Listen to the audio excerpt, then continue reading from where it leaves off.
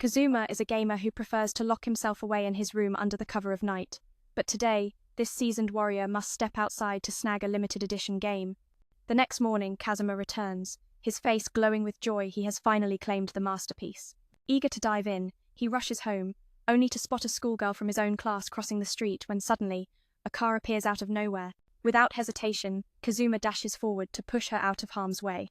When he wakes, the goddess Aqua tells him he logged out just minutes before. Curious about the girl he saved, Kazuma asks how she's doing. Aqua reassures him she's safe, easing his heart that his sacrifice wasn't in vain.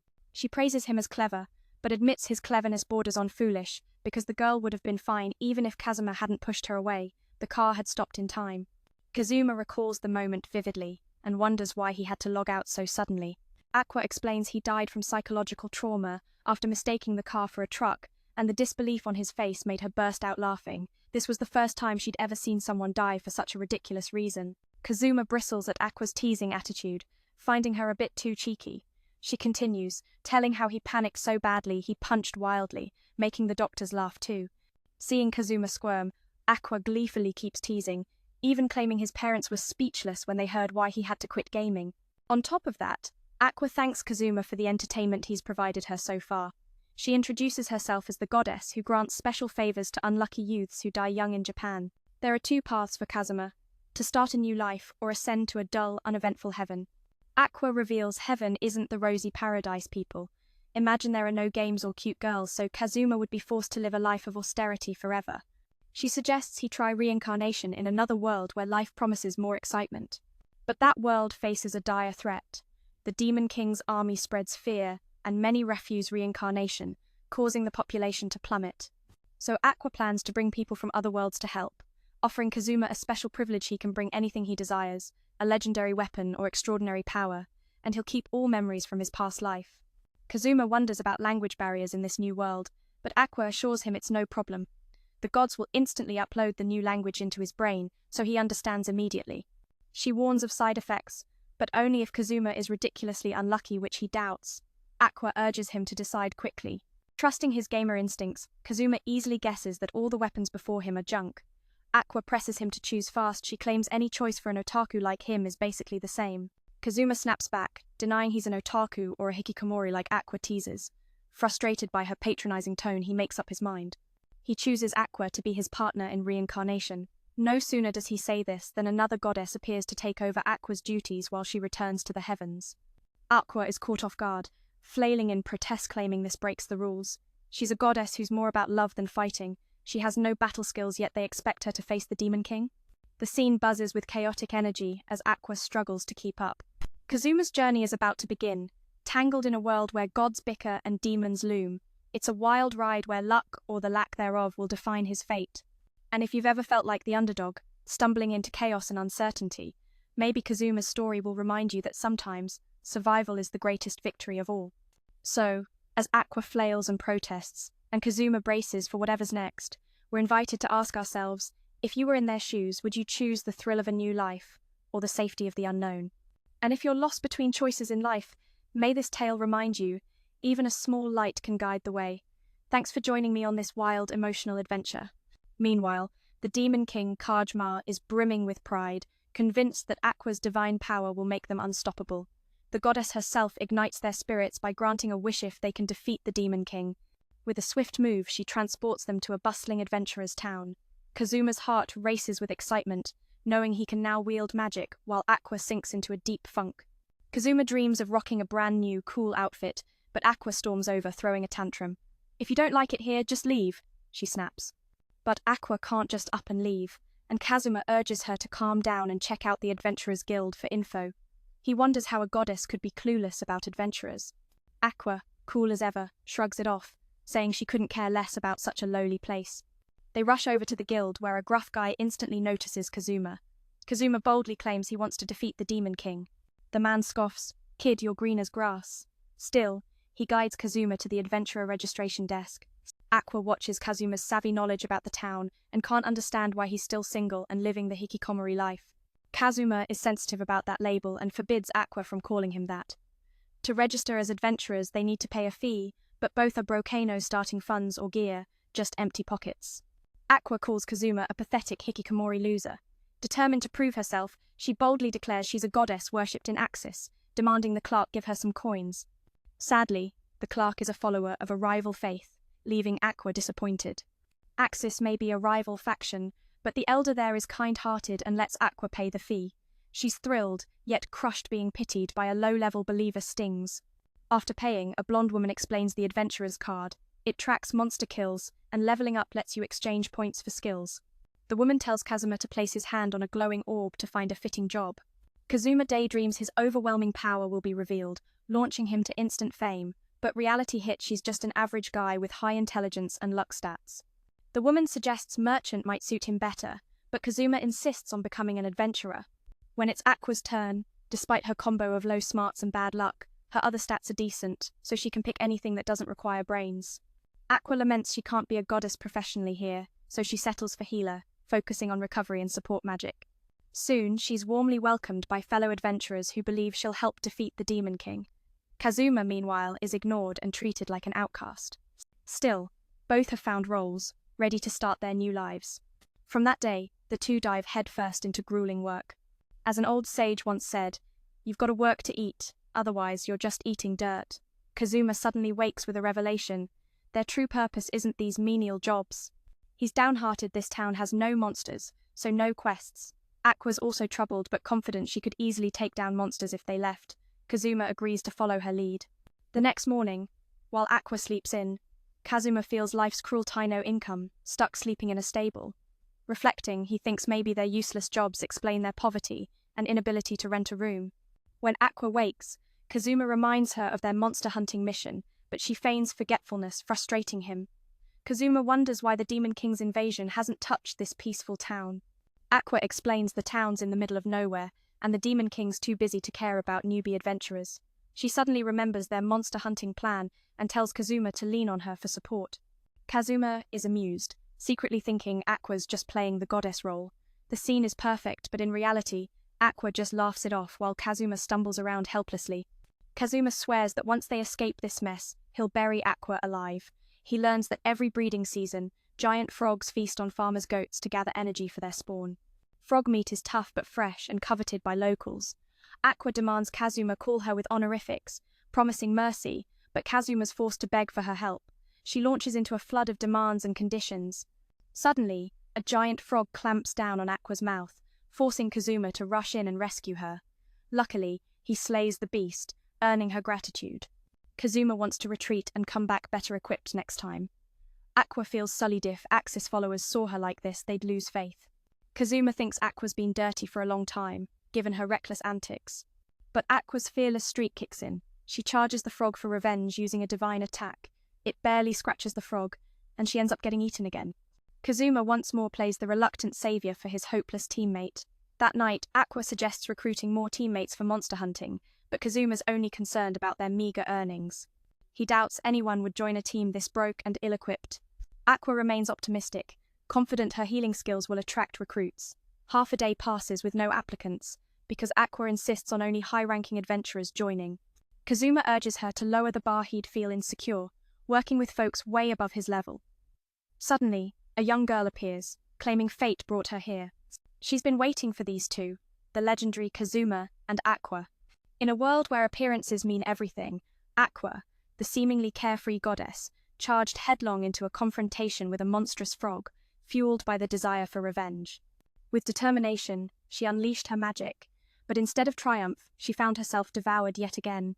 Kazuma, burdened by the weight of his useless teammate, once more had to shoulder the responsibility of this reckless girl. That night, he proposed recruiting new members to tackle the monstrous foes. Yet Kazuma's focus was on the meager rewards, wondering who would want to join their ragtag team with no gear to speak of. Aqua, ever the optimist, believed her healing abilities would surely attract adventurers. However, as the hours passed without a single applicant, she realized her demands were a bit too high. She required potential recruits to be seasoned adventurers. Just then, a young girl approached them, eager to join their team, claiming this was a fateful meeting. She introduced herself as Megumin, a powerful magician specializing in explosive magic, and urged them to prepare for the challenges ahead. Kazuma thought this girl might be a little off her rocker, but Aqua, peering into her eyes, sensed she was of the demon bloodline. With pride, Megumin boasted about her unique spell that could obliterate a mountain, but before she could finish her grand claim, she collapsed, having not eaten in 3 days. Kazuma, moved by her plight, decided to treat her to a meal, while Aqua offered her healing. Megumin explained that the eye patch she wore was suppressing her ultimate power, and if removed, it would unleash chaos. Kazuma initially thought it was some sort of seal, only to find out it was just for style. In a moment of panic, Kazuma impulsively yanked off the eye patch, causing Megumin to plead with him to stop. Aqua chimed in, noting that the bloodline of demons were intelligent and skilled in high-level magic, all bearing peculiar names. Kazuma, now convinced of Megumin's abilities, asked about her parents, and upon hearing their names, both he and Aqua fell silent, struck by their oddity. Afterward, they examined Megumin's skill card and confirmed she could indeed wield high-level magic, possessing some of the most potent spells available. However, Kazuma still needed to assess Megumin's strength, as using her powerful magic required preparation time. Thus, Megumin requested them to keep a frog still for a moment. Kazuma volunteered to do so, but Aqua spotted another frog. Kazuma reassured her that Megumin just needed to aim at whatever was in her sights, considering Aqua was a former goddess. Kazuma teased Megumin about her daily antics, but Aqua insisted that last time was just a fluke and promised to show her real skills. Aqua then attempted to defeat the frog using her love magic. Unfortunately, the outcome was just as disastrous as before, leaving Kazuma to deal with the mess. Meanwhile, Megumin was busy unleashing her explosion magic, creating a massive whirlwind that caused a terrifying explosion, awakening yet another frog. Kazuma urged Megumin to retreat.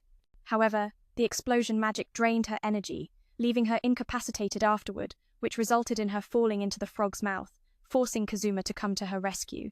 After witnessing this, he prohibited Megumin from using her explosion magic, unless absolutely necessary, and advised her to learn other types of magic. Yet, Megumin could not cast any magic other than explosion.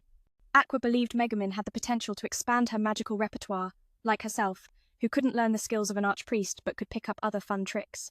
However, Megumin stubbornly clung to her everlasting love for explosion magic. Aqua admired Megumin, leading Kazuma to regard her as a genuine wizard. Having observed the 2 previous battles, Kazuma realized Aqua was all talk with little substance, so he didn't want to play babysitter. But Megumin refuses to give up her undying love for explosive magic alone. Aqua admires her passion deeply, while Kazuma rates her as a top-tier mage. Watching their recent battles, Kazuma realizes Aqua is all flash with little substance. He refuses to become her babysitter. After claiming his reward, he plans to part ways, but Megumin clings on, relentless. She keeps pitching partnership proposals despite Kazuma's firm refusals. With no one else willing to accept her, Megumin volunteers to be his servant or do any odd job. Onlookers mistake the slime on Megumin for evidence Kazuma abandoned her after roughhousing, so she seizes the moment to throw a tantrum. Left with no choice, Kazuma reluctantly inherits this lively burden. Completing the mission, Kazuma levels up by 4 ranks and earns 110,000 exit points. Split 3 ways, that's about 36,000 each, far too little for the near-death ordeal they endured. Kazuma tries to find other quests, but only encounters pet searches and magical lab rat gigs. Frustrated and stuck, he feels the weight of this bleak new life pressing down. Just then, a female knight appears, asking to join his team. Seeing her, Kazuma is so flustered he can barely speak. She's exactly his type. She introduces herself as Darkness, a crusader hoping for his approval. Curious, she questions what Kazuma did to get the slime-covered girls in his group. He explains they barely escaped carnivorous toads, but her over-the-top reaction sparks a suspicion maybe she's just as broken as the others. Kazuma warns Darkness to reconsider joining since his group is a bunch of losers who only get to cast magic once a day and handle menial tasks. Yet Darkness embraces the challenge, revealing she's clumsy, always misses attacks, but volunteers eagerly to join anyway. Kazuma sarcastically mentions how they usually get decimated by monsters in their fights, but Darkness remains enthusiastic. Feeling 3 parts helpless and 7 parts exasperated, he realizes this girl is beyond saving. The next day, Kazuma finds Aqua performing a skit to entertain the other adventurers. Contrary to Aqua's pride, Kazuma can't help but think she's a second-rate goddess. Megumin reveals to Kazuma that he can learn skills using skill points. Once he asks someone to teach him, it'll automatically appear on his card. If Kazuma uses his points wisely, he could even learn Megumin's powerful explosion magic. Hearing this, Megumin eagerly offers to teach Kazuma at any time. But, feeling Megumin's proximity, Kazuma instinctively pushes her away. Disappointed, Megumin, treated like a child, falls into a contemplative silence. At that moment, Daknit returns to discuss yesterday's events with Kazuma. He flatly refuses, but suddenly Daknit beams with happiness, which unnerves him. Chris then arrives, advising her not to be overly confident, and introduces herself as a cleric. Kazuma feels relieved to finally meet someone normal. Seeing Kazuma's desire to learn a new skill, Chris suggests he learn a cleric's skill, which costs very few points. She jokingly says it's only as much as a smoothie. Kazuma, excited, places his order immediately. Chris explains that clerics have many skills, like detecting enemies or stealth, but she advises him to start with theft. She demonstrates by stealing Kazuma's wallet, insisting he should learn that skill to get it back. The little cleric manipulates him, saying as an adventurer, he must take risks to progress. While this could be a valuable lesson for Kazuma, it's exactly what he wanted to experience in this new world. So, he agrees and chooses a skill to learn. Kazuma, curious about the nature's beauty skill, discovers it costs 5 points, so he passes on that. He quickly feels the skills integrating into his cells. Just before Kazuma tests his new skill, Chris informs him that the dagger he has is worth 400,000 ite. She suggests rewarding the loser with some rocks that will decrease his chances of obtaining that dagger. Kazuma learns a valuable lesson but can't blame her since he was too gullible. Without hesitation, he uses the theft skill to snatch Kreis's panties. Even though she pleads for him to return them, Kazuma revels in his newfound trophy. Unfortunately, Kazuma's charm fits Daknit's taste perfectly, leading her to declare that this boy must be hers. When Kazuma returns, Aqua immediately inquires what he did to make a girl cry. Daknit recounts the entire incident, embellishing it to paint Kazuma as a perverted thief. Chris chimes in, claiming Kazuma wants to take everything valuable from her before she returns the panties. If not, he'll have to worship that sacred triangle in his home. Their collaboration puts Kazuma in a position where even jumping into the Yellow River couldn't wash away his guilt. Curious about Kazuma's new skill, Aqua asks him to demonstrate. The poor Megumin becomes an accidental target for Kazuma's theft. Confused, he realizes the skill only seems to yield trash items. Daknit scolds Kazuma for his actions, insisting that he should let her join his party. Kazuma, still composed and handsome, refuses, causing Daknit to display a rather humorous expression.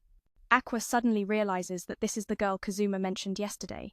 They check Daknit's skill card and discover she's a crusader. Not wanting to let a talent like hers go to waste, Kazuma decides to share their mission to defeat the Demon King. If a knight like Daknit were captured by the Demon King, it would be a lost cause. Yet, she takes it as an honor, leaving Kazuma speechless. Kazuma then tries to manipulate Megumin's psyche, claiming they are about to face a powerful force so that the little sorceress would hesitate. But Megumin isn't scared of anyone. She confidently believes she will defeat him with her ultimate magic. Aqua, however, feels disheartened. While she's supposed to be the most enthusiastic member of their group, suddenly an alarm rings, summoning all adventurers to the main gate. No one expected it to come so soon, and chaos ensues. Kazuma spots a green mist rushing towards them at an alarming speed, wary of Daknit's advice to hide behind her as she stands ready to protect everyone. At first, Kazuma thinks it's a monster, but Aqua clarifies that it's just cabbage. This revelation excites everyone, as the more cabbages that fly in, the richer they'll all become. In this world, flying cabbage is considered a delicacy, and many become addicted to it once they try it. Suddenly, Kazuma recognizes her as the girl he mentioned yesterday. They review Darkness's skill card and see she's a full-fledged Crusadera rare talent Kazuma can't let slip away. To keep Darkness from quitting, Kazuma shares his plan to defeat the Demon King. For a knight like her, being captured by the Demon King would mean the end of her journey. Darkness takes pride in this challenge, and Kazuma is speechless. Then, he tries to psych out Megumin, warning her of the powerful enemy ahead, hoping to shake her confidence. But Megumin stands unshaken, boldly declaring she will vanquish the foe with her ultimate magic. Only Aqua loses heart, while Megumin burns with determination, the fiery spirit of the group. Suddenly, the speaker blares. The alarm blares, calling all adventurers to gather at the main gate. No one expected it to come this soon, and chaos erupted.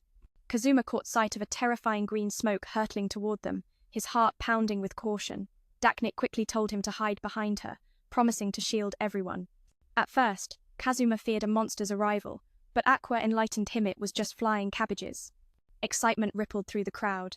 The more flying cabbages that appeared, the richer everyone would become. In this world, flying cabbages are a rare delicacy, addictive and magical, capable of crossing oceans and appearing in remote places to avoid being eaten. Today was a golden opportunity, and everyone was determined to catch as many as possible. The stunning blonde beauty offered a generous reward, 10,000 EIT for each harvest. Just as Kazuma wanted to head home, Daknit appeared, boasting her impeccable sword Scalevery strike hits, though where exactly she hits remains a mystery. Despite lacking offensive power, Daknit bravely used her body to block the flying cabbages and protect everyone. At first, everyone urged Daknit to run, but when they caught a glimpse of her bust, their eyes widened in disbelief. Embarrassed by the lecherous men's gazes, Daknit's awkward expression betrayed a secret pleasure. Megumin couldn't stay silent. She unleashed her ultimate spell. Despite Kazuma's attempts to stop her, the thrill of casting explosion magic was undeniable. With a single word, Megumin summoned a cataclysmic explosion that obliterated the flying cabbages in an instant. Reluctantly, Kazuma admitted that these cabbages were insanely delicious. Aqua praised Daknit's courage, noting her armor might have vanished, but her defense stood strong. Daknit herself knew this was her strength and aspired to be an unbreakable shield. Megumin applauded Aqua for boosting the adventurers' morale and aiding in the cabbage harvest. Daknit admired Megumin even Moresh could wipe out entire swarms of flying cabbages with a single blast. The unstable older sister wanted to try explosion magic herself to experience its fierce power, making everyone burst into laughter except Aqua, who kept cheering on the team. Kazuma, knowing how to use his stealth skills to ambush the cabbage monsters, affectionately dubbed the newcomer the Great Cabbage Thief. However, he humbly declined the title. Once more, Aqua expressed her desire to join the party, earning the support of the other girls. Normally, Kazuma would have turned down such offers repeatedly if they were just ordinary girls. But Aqua, with her bloodlust and reckless spirit, forced him to reconsider his future. Despite Kazuma's reservations, he couldn't ignore Aqua's relentless pursuit of adventure. As days passed, he honed new basic skills, gradually resembling a true adventurer. Aqua proudly showcased her newly refurbished armor, enhanced by the rewards from their cabbage hunting. Kazuma coldly remarked that it resembled the outfits worn by pampered nobles, leaving Aqua a bit wounded. Yet, Kazuma had no time for games, advising Aqua to find satisfaction in her own achievements. Meanwhile, Aqua grilled the beautiful girl about the paltry rewards they had earned. The girl revealed that most of the cabbages Aqua gathered were actually lettuce, which held little value. Frustrated, Aqua turned her charm toward Kazuma, hoping to pry some of his earnings from the million he had collected, leaving everyone astonished. It was evident that Kazuma had been blessed by Lady Luck, which explained the high-quality cabbages he had acquired. Aqua praised Kazuma's good looks and charm, but he quickly caught on to her ulterior motives. With crocodile tears, she begged Kazuma for some cash, confessing that she had squandered her earnings and owed a hefty sum of 100,000 to some big-time creditors. Kazuma steadfastly refused to lend the slacker any money, as he needed every bit to escape the burden of sleeping in a stable. Aqua then reminded him of his late-night escapades, forcing Kazuma to reluctantly agree to lend her some funds just to silence her. Overjoyed at having money to pay off her debts, Aqua practically danced, leaving Kazuma utterly drained of enthusiasm. The next day, Kazuma had acquired a new outfit that made him look like a legitimate adventurer, albeit a novice. He felt a surge of confidence, knowing he could wield magic. Aqua dismissed his newfound confidence as mere delusion, which prompted Megumin to suggest they go hunt monsters together, eager to test her new gem against weaker foes. Aqua, however, was more interested in making money than fighting, revealing the unique paths each of them had chosen. Kazuma proposed they venture to the outskirts to battle some frogs, but both Aqua and Megumin vehemently opposed this suggestion. Their fears stemmed from a traumatic experience they had during their last visit, where they had a rather chaotic encounter with some slimy creatures. Aqua feigned disinterest at the mention of the gooey monsters, but deep down, her excitement was palpable. As the group continued to debate their next move, the dynamic between them tightened, revealing the intricate web of camaraderie, ambition, and the occasional mischief that bound them together. Each character, with their unique motivations, was on the brink of yet another adventure, one that would test not only their skills but also their bonds as friends. Everyone was quite surprised to see the number of quests dwindling. Aqua wanted to hunt the formidable monster known as Black Fang, but Kazuma immediately objected. He couldn't understand why she insisted on tackling such a challenging task. The golden-haired girl quickly apologized, explaining that a general of the Demon King had recently come to visit, causing the lower-level monsters to hide in fear. Aqua, however, didn't care who that general was. If it was Ande, she would make him regret it. But the key was that until a high-level adventurer or knight arrived, they would still be out of work. Yet, this clueless girl remained cheerful, believing they could still earn money from these flowers. The next day, Megumin asked Kazuma to accompany her up the mountain to practice explosion magic, hoping that the young man would carry her back home afterward. Kazuma found it exhausting to think about being a servant to this girl every day. He preferred to practice close to town, but Megumin insisted they needed to be far enough away to avoid the soldiers' wrath. Seeing Megumin's pitiful face, Kazuma reluctantly agreed. Soon after, they stumbled upon an abandoned castle, and Megumin decided to use it as her training target. After unleashing her explosion magic, she collapsed in bliss over the magnificent destruction she had caused. Thinking about toiling away every day for that little brat, Kazuma felt utterly discouraged. He wanted to train nearby, but Megumin insisted on practicing far from town to avoid scolding from the soldiers. Seeing Megumin's pitiful face, Kazuma reluctantly agreed. Soon, they found an abandoned castle where Megumin decided to hone her explosion magic. After unleashing her explosive spell, Megumin collapsed in bliss over her masterpiece. Meanwhile, Aqua kept working part-time daily to pay off mounting debts. Dacnit chose to return to her hometown temporarily to refine her skills.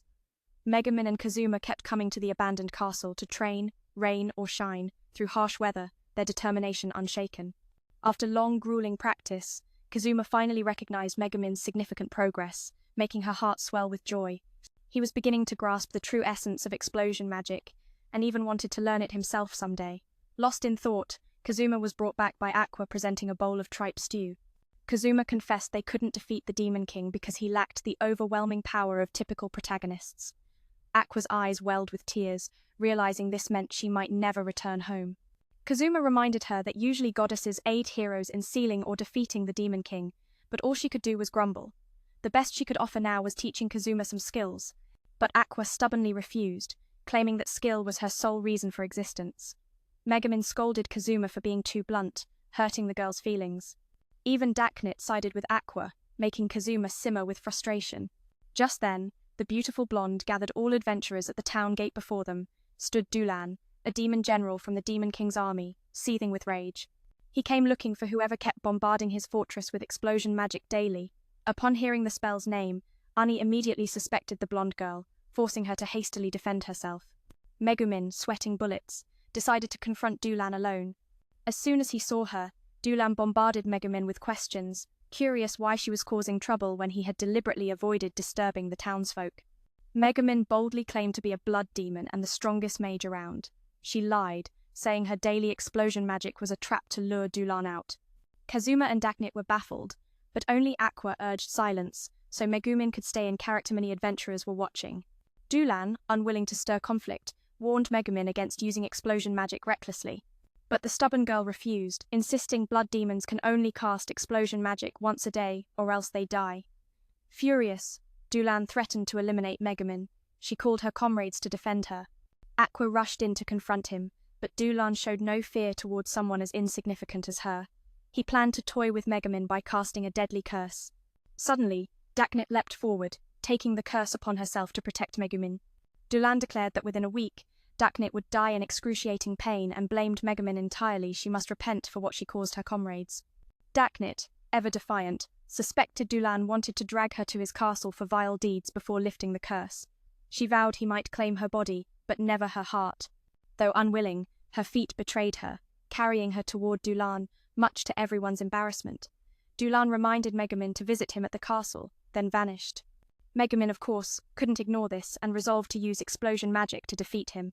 Kazuma wanted to accompany her, feeling partly responsible. Megumin warned Kazuma to rely on Dacnit nearby. Dacnit urged them not to rush headlong into danger for her sake. Kazuma reassured her, telling her not to worry. Sensing their emotions, Aqua instantly dispelled Dulan's curse on Dacnit. To her, that curse was nothing compared to her own power. The adventurers watching erupted in cheers, hailing Aqua as a goddess, while Kazuma and Megumin were left utterly deflated. Why hadn't she said anything earlier? As usual, Aqua had been sleeping in until noon, making Kazuma feel life was brutally unfair. What Aqua truly craves isn't just to be hailed as a hero or to taste the bittersweet thrill of Lovett's freedom from the stable, away from the endless burden of watching over this silly little fish. She's tired of drowning in debts and is willing to throw herself into the hardest quests just to earn some coin. But as soon as Kazuma agrees, she rushes off to pick a mission. Luckily, Kazuma arrives just in time to stop her. Otherwise, this clueless girl would have dragged the whole gang into trouble because Aqua dared to choose the quest to take down two legendary beasts locked in combat. Suddenly, Aqua spots an easier task: purify the water, so the monsters will migrate elsewhere. Kazuma can't believe she can pull this off. He reminds her to remember her goddess status, but to him she's just a party-loving goddess. Aqua protests, pointing to her blue hair as proof she's the queen of water magic, the ultimate water goddess. Kazuma lets her handle it herself. However, purifying the water means monsters could attack at any moment, so Aqua begs Kazuma to accompany her for protection. Kazuma refuses, claiming it'll waste half a day. Aqua insists that as the water goddess, she only needs to touch the water to cleanse it automatically. Kazuma hatches a clever plan to keep Aqua safe while she purifies the water. The gang locks her in a cage, making her feel like she's being auctioned off. Turns out, Kazuma's strategy is to toss the useless goddess right into the middle of the lake to keep her alive. He tells Aqua to scream if anything happens so they can rush to her aid. 2 hours pass, and no monster dares come near, driving Aqua to the edge of despair. Kazuma wonders why Megumin isn't her usual hyperactive self today. The girl boasts she won't waste explosive magic on a bunch of weak crocodiles. Kazuma asks Aqua how the purification is going and tells her to shout if she needs to pee.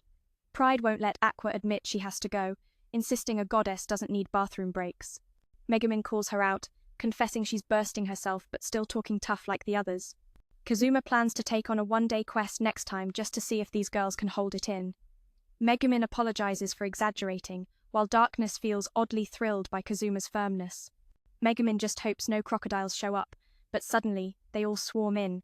4 hours had passed since the crocodiles made their appearance, and Aqua was tirelessly purifying the water, hoping they would leave. Kazuma encouraged Aqua to speak up if she wanted to give up so they could pull her to safety and escape together. But the allure of the reward kept Aqua going, despite her fear. Darkness, witnessing Aqua's struggle, felt a surge of excitement and wanted to join in on the action. After 7 grueling hours, the water was finally purified, forcing the crocodiles to migrate away.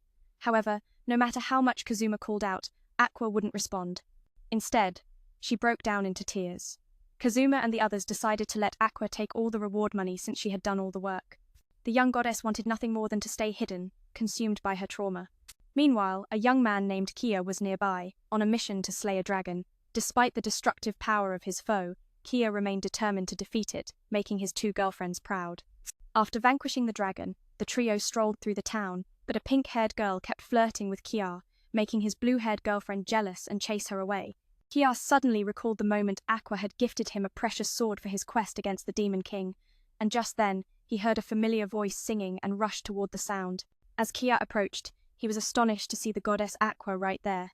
Kazuma advised Aqua to stop singing, as her presence had already drawn too much attention. He urged her to come out, but she insisted on staying locked up, reminding him of how he used to be. Suddenly, Kia broke the cage, wanting to know what Aqua was doing there.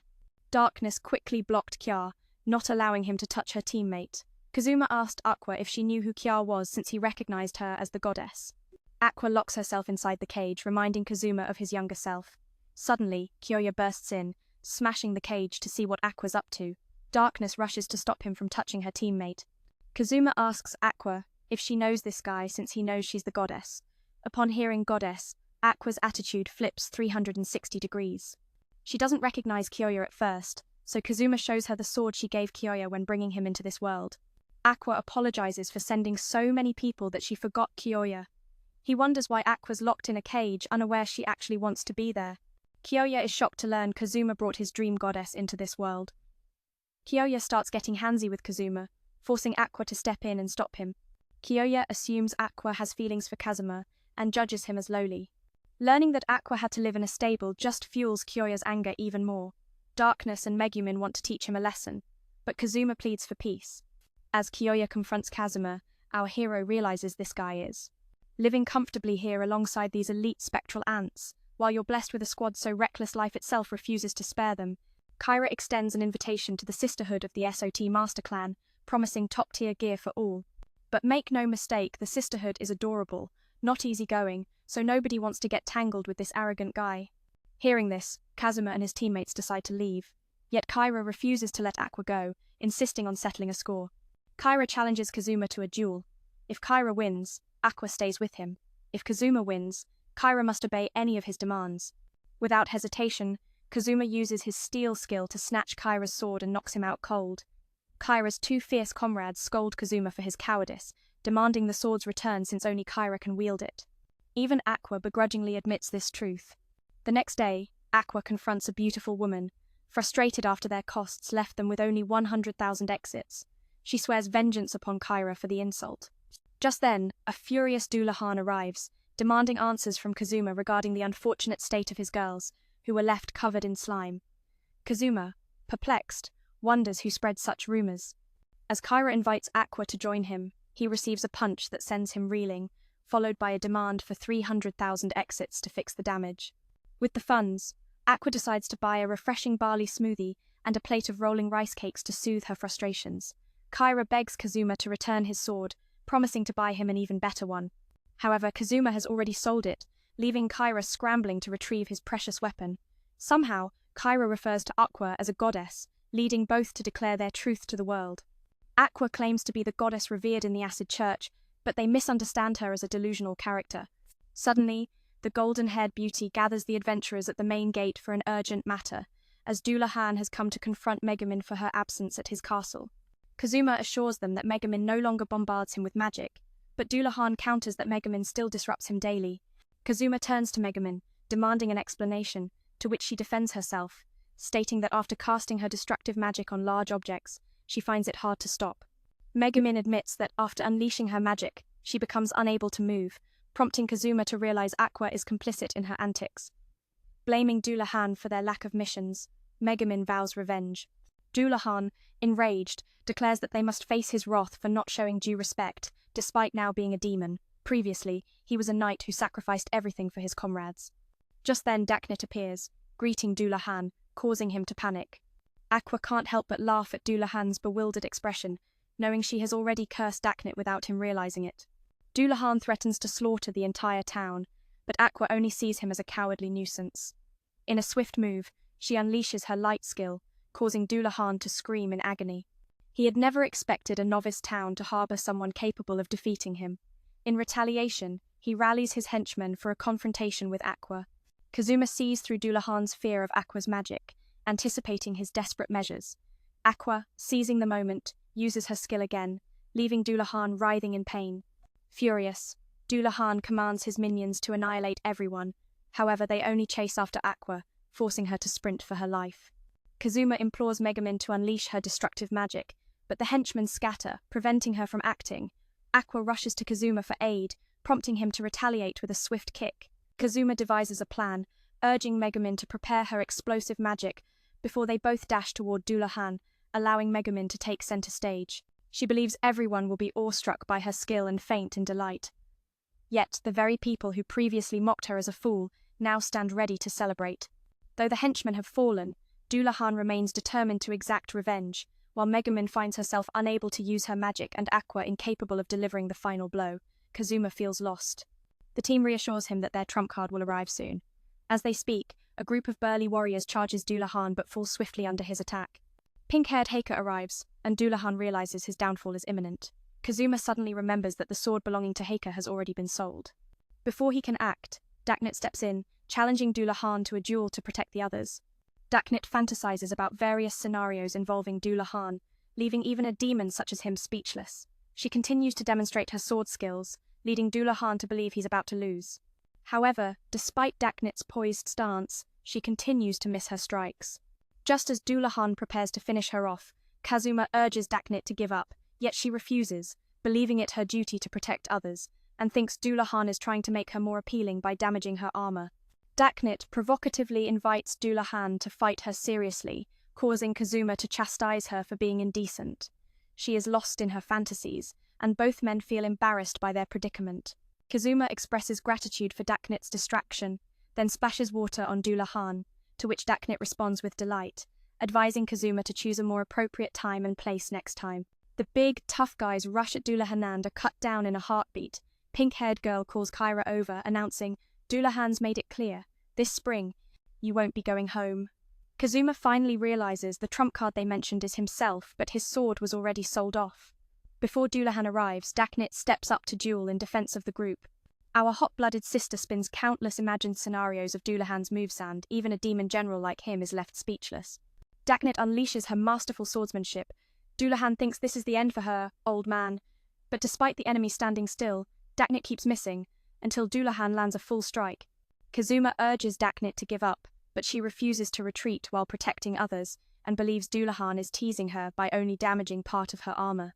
She taunts Doulahan to fight seriously, earning Kazuma's scolding as a pervert. Meanwhile, Daknit imagines the two scheming some twisted plan, dragging them down with her reputation. Kazuma thanks his unstable sister for buying time and splashes water on Doulahan. Daknit loves this wet sensation, telling Kazuma to pick a better time and place next time. Then Kazuma freezes Doulahan's legs to steal his sword, but Doulahan easily breaks the ice. Daknit charges forward, taking the blow with her life. Kazuma analyzes the battle's flow, searching for Doulahan's weakness. As Doulahan prepares to finish Daknit, Kazuma sprays water at him, forcing a dodge. The young man spots Doulahan's weak spot, water. He rallies everyone to attack with water. Aqua thinks they're just having a water fight, until Kazuma explains Doulahan fears it. Boasting she can summon floods, Aqua unleashes her power, dazzling Kazuma. Facing imminent danger, Doulahan tries to escape but is held back by Daknit. However, Aqua's flood grows too large, submerging not just Doulahan but the entire town. Doulahan's body weakens, and Kazuma seizes the chance to steal his high-level weapon. Then the guy invites everyone to play soccer, turning Doulahan into their joke. The final act is purifying him, a task Kazuma entrusts to Aqua. Afterward, Daknit prays for the fallen, grateful for their encouragement and training sessions that helped her land hits. She vows that if they meet again, they'll party hard. No one's truly gone, because with Aqua's power, resurrection is child's play. Aqua didn't expect Daknit to juggle so much, feeling embarrassed. After this mission, Kazuma craves peace and a break from danger. Returning to the guild, Megumin arrives with news. Because Kazuma defeated the demon general, they've earned a special reward. Uncle Daokiem recalls seeing Kazuma's radiant light piercing hell itself on their first meeting. Everyone acknowledges Kazuma's skill, making him proud. Their reward? A hefty 300 million exit. Kazuma calls a meeting, dreaming of using it to marry, have kids, and enjoy a quiet life. But Daknit and Megumin reject boredom. They want to topple the Demon King. A fierce argument breaks out. To top it off, Megumin announces Aqua's flood severely damaged the city walls. While the guild won't demand full compensation, they must pay 340 million exit in reparations. So begins their relentless quest to earn money and clear the debt, with tomorrow's mission looming. Kazuma feels overwhelmed, knowing he must continue with this reckless crew. He knows he must push harder to defeat the Demon King and escape this bleak world. After Doulahan's battle, Kazuma's broke and starving, while Aqua lectures him for letting a goddess sleep in a stable. She demands he get rich fast so she can live in luxury. Kazuma's furious thanks to Aqua. Most of their earnings go to debt. He's frustrated, waking up to frozen eyelashes this morning. If poverty keeps dragging them down in this stable, they'll freeze to death. Aqua claims it's her divine prowess that flattened the town and deserves praise and pampering. Hearing this, Kazuma decides to hand over the reward and debt to the goddess to handle solo. Aqua anxiously apologizes for bossing him around. Daknit asks if they've found new jobs yet, but these two only bicker over money. Since the Doulahan reward is split evenly, no one wants to risk hunting monsters in winter except Megumin and Daknit, who crave stronger foes. Megumin wants to accept a mission to kill a white wolf with a 1 million exit reward. Imagining relentless wild beast attacks makes Daknit excited, but Kazuma objects. Megumin switches to a mission to slaughter a bear so she can solo blast it with her explosion magic, but Kazuma refuses again. Facing such dangerous monsters means certain death. Curiously, Kazuma asks about the destroyer, and Daknit explains it's a massive, mobile fortress adored by the kids. As their next mission loomed, Kazuma felt a mix of disbelief and resignation. He had to continue this wacky journey with his ragtag group. He reminded himself that he must strive harder to defeat the Demon King and escape this dismal world. Following the battle with Doulahan, Kazuma was left nearly broke and yearned for wealth. Aqua had the audacity to criticize him for making her, a goddess, sleep in a stable, insisting he needed to get rich quickly so she could enjoy a life of luxury. Kazuma's frustration grew. Thanks to Aqua, most of the money they earned had gone toward paying off debts. He was also irked to find his eyelashes frozen upon waking up that morning. If their poverty continued to plague them, they would surely perish in this stable. Aqua insisted that without her extraordinary talents, the town would have been decimated, claiming everyone should shower her with praise and affection. Hearing this, Kazuma decided to relinquish his share of the rewards and debts to Aqua, insisting she figure it out herself. Aqua, taken aback, quickly apologized for her earlier arrogance, wondering if they had found a way to improve their situation. But for now, these two are just focused on their rivalry. The reward for defeating the mighty Dullahan is shared among all participating adventurers, so it's hard to understand why they would hunt monsters in the dangerous winter except for Megumin and Dark Knight. The stronger the monster, the more thrill Megumin craves. She dreams of taking on the White Fang with a reward of 1 million eris. Just imagining the beastly horde attacking her makes her heart race. Dark Knight can't hold back his excitement, but Kazuma opposes the idea. Megumin switches gears, suggesting they take on the Great Bear instead, eager to unleash her explosive magic and see who falls first. Kazuma once again turns her down. If they encounter a dangerous creature as a group, it could spell disaster. The young adventurer is curious about the destroyer, and Dark Knight describes it as a massive fortress that moves at incredible speeds. It's a favorite among the young. Kazuma wants to try hunting the snow spirit, believing it looks weak and offers a tasty reward. Megumin informs him that they inhabit the snow fields, with rumors that slaying one would bring spring a day earlier. Kazuma can't fathom why this bloodthirsty girl would find joy in such bizarre thoughts. Upon arrival, Kazuma immediately questions Aqua's odd behavior. She seems determined to catch a snow spirit, like trying to catch a cicada in winter. Aqua brags about using a bottle to trap the spirit, promising free ice water for them. Kazuma can't help but address Aqua as sensei due to her ignorance. Seeing Dark Knight ditch his armor and dress lightly makes Kazuma scratch his head, but he realizes that a perverted individual wouldn't feel the cold. Kazuma struggles against the speedy snow spirits while Aqua easily captures them with her handy gadget. Frustrated, Kazuma hatches a plan to deal with the snow spirits to boost his own reputation. Megumin wants to unleash her explosive magic on the entire group, and Kazuma encourages her to do it quickly. Kazuma struggles desperately against the snow spirits. They move like arrows in flight. Meanwhile, Aqua effortlessly catches them with her handy gadget. Fueled by jealousy, Kazuma hatches a plan to take down those snow spirits himself to boost his own KPI. Megumin wants to unleash her explosive magic to wipe them out, so Kazuma tells her to go all out. After a violent shockwave, Megumin obliterates 9 snow spirits. Kazuma wonders why this mission feels too easy and why no one else has taken it up. Suddenly, a ghostly mist appears ahead, leaving Kazuma utterly perplexed. Aqua explains that no one dares accept this task because of a monster named the Winter General, a terrifying special beast with a huge bounty on its head. Darkness is hyped, confident she can defeat this Winter General, which turns Kazuma's disappointment into despair. But before long, Darkness has her sword severed in a flash by the Winter General. Aqua tells Kazuma that snow spirits usually copy the subconscious waves of those they meet, shaping themselves accordingly. However, the ones roaming this winter town are mostly stubborn fools from Japan, meaning the Winter General was conjured by some idiot back home. Meanwhile, Megumin is still playing dead, and Kazuma vows that once this mess is settled, he'll deal with her properly. Suddenly, Aqua releases the snow spirits and frantically begs the Winter General for mercy. She urges Kazuma to drop his weapon and join her in apologizing. Shocked to see the usually proud Aqua bowing respectfully, Kazuma turns to find Darkness stubbornly standing her ground, only to be thrown to the ground by the Winter General. Aqua reminds Kazuma again to drop his weapon, but before he can, the Winter General snatches his life away in an instant. In the afterlife, Kazuma meets the sweet and gentle goddess Air, who mourns his tragic fate like that other brat. Air plans to reincarnate him into a wealthy family in Japan, offering him a comfortable life ahead. Kazuma, seizing the moment, wishes for beauty, intelligence, and a sweet, charming wife. He feels this is the reward for all his hard work. Air says she has been watching his life and understands his struggles. Kazuma recalls his ragtag teammates and the hardships they endured, and tears well up in his eyes. Air seems to sense this and prays that he meets good people in the next world. Kazuma always thought he despised that world, but reflecting now, it wasn't all bad. In fact, at this very moment, he wishes to journey with his quirky friends many more times. As if hearing his wish, Aqua's voice suddenly echoes. Turns out she used resurrection magic to bring Kazuma back. But Air reminds him that by heavenly law, Kazuma's death should be final. Aqua retorts, calling Air an outdated goddess. And so, this chaotic dance between life and death, between gods and mortals, continues, reminding us that sometimes, even in the darkest winters, warmth can come from the most unexpected places. If you've ever felt powerless like Kazuma, remember, even a small spark of hope can light the way. Thanks for sharing this journey with me. She was furious but powerless when Kazuma revealed his name.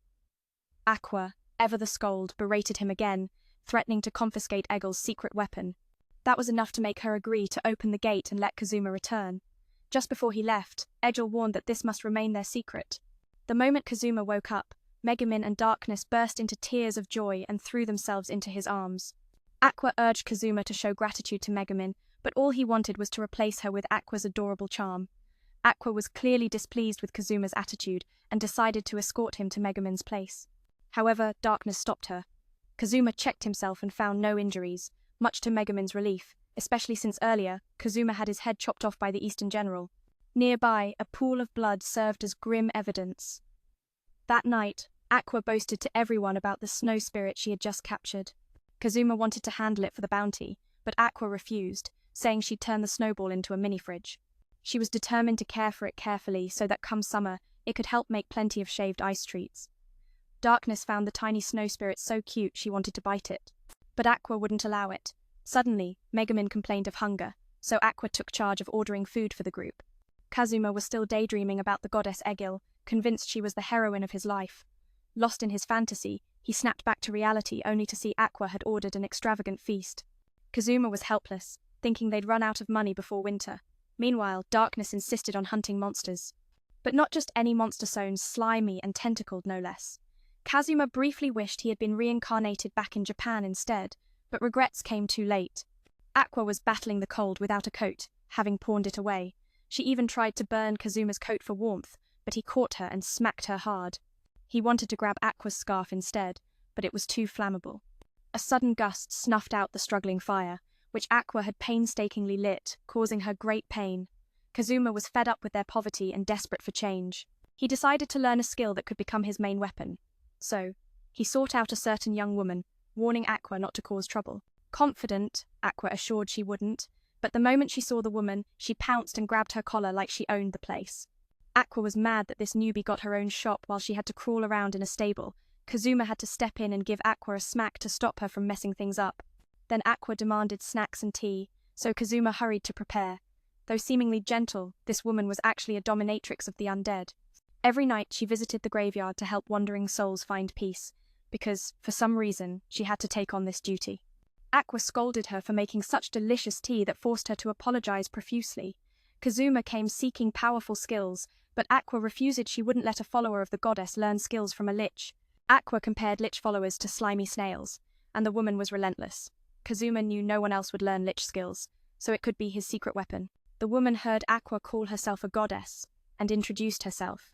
Upon hearing her name, Aqua got scared because rumors said her faction had many crazies. Feeling like a pig being poked, Aqua lunged at the woman to accuse her. Kazuma learned that the woman had heard of his defeat of Dalan, a powerful demon general under the Demon King. She seemed to know him well, revealing she was one of the 8 commanders in the Demon King's army. Aqua immediately grabbed her, hoping to clear her own debts by handing her over. Kazuma wanted to hear the whole story. The woman explained she only maintained the protective barrier around the Demon King's castle. Even if killed, no reward would be given, since only defeating demon generals could open the way to the castle. The Demon King didn't forbid her from running a shop in the human realm, so she balanced both roles. As long as she lived, no one could infiltrate the castle. Aqua wanted to destroy the barrier. But Kazuma thought even if they broke it now, they lacked the power to defeat the Demon King. The woman didn't hate them, since they'd already taken down Dalan. She confessed disliking him because he often dropped his head under her skirt to peek. She decided to teach Kazuma her skills in gratitude for sparing her life, but all her skills required physical contact with the opponent. Kazuma asked Aqua to assist, and the woman agreed to teach him life-draining and magic-draining technique skills she could even share with others. Aqua urged her to suck as much life as possible, flashing a sinister grin that made Aqua nervous. Aqua tried to block the woman from draining her, so Kazuma had to smack Aqua again. Soon Kazuma successfully learned her skills, but Aqua kept picking fights, forcing Kazuma to rescue her. After days of hardship, the group finally found a house to stay in, and the owner generously let them live there if they helped exorcise evil spirits. The woman was a renowned mage in town, so people often asked her to deal with spirits. Aqua was thrilled they might survive the winter, but Kazuma noted spirits kept appearing despite their efforts. Aqua promised to handle the tough cases, declaring herself an expert in undead extermination. She began purging the spirits and discovered a little girl's ghost born from a forbidden affair between a maid and a noble. The group thought Aqua was exaggerating and left her to it, going inside. That night, Aqua was still focused on her work. Not wanting to bother her, Kazuma suggested everyone disperse. He enjoyed having a room to himself, confident Aqua would exorcise the spirits by morning. If they can exorcise the spirits successfully, they know Aqua is a renowned wizard in town, often called upon for such tasks. Aqua is thrilled they've survived the winter, but Kazuma warns that the spirits keep appearing no matter how many times they exorcise them. Aqua assures them that tough situations are hers to handle. She's the expert in banishing spirits. She proceeds with the exorcism and discovers a little girl's spirit born from the secret love affair of a maid and a nobleman. The others think Aqua is just rambling and ignore her, moving on with their day.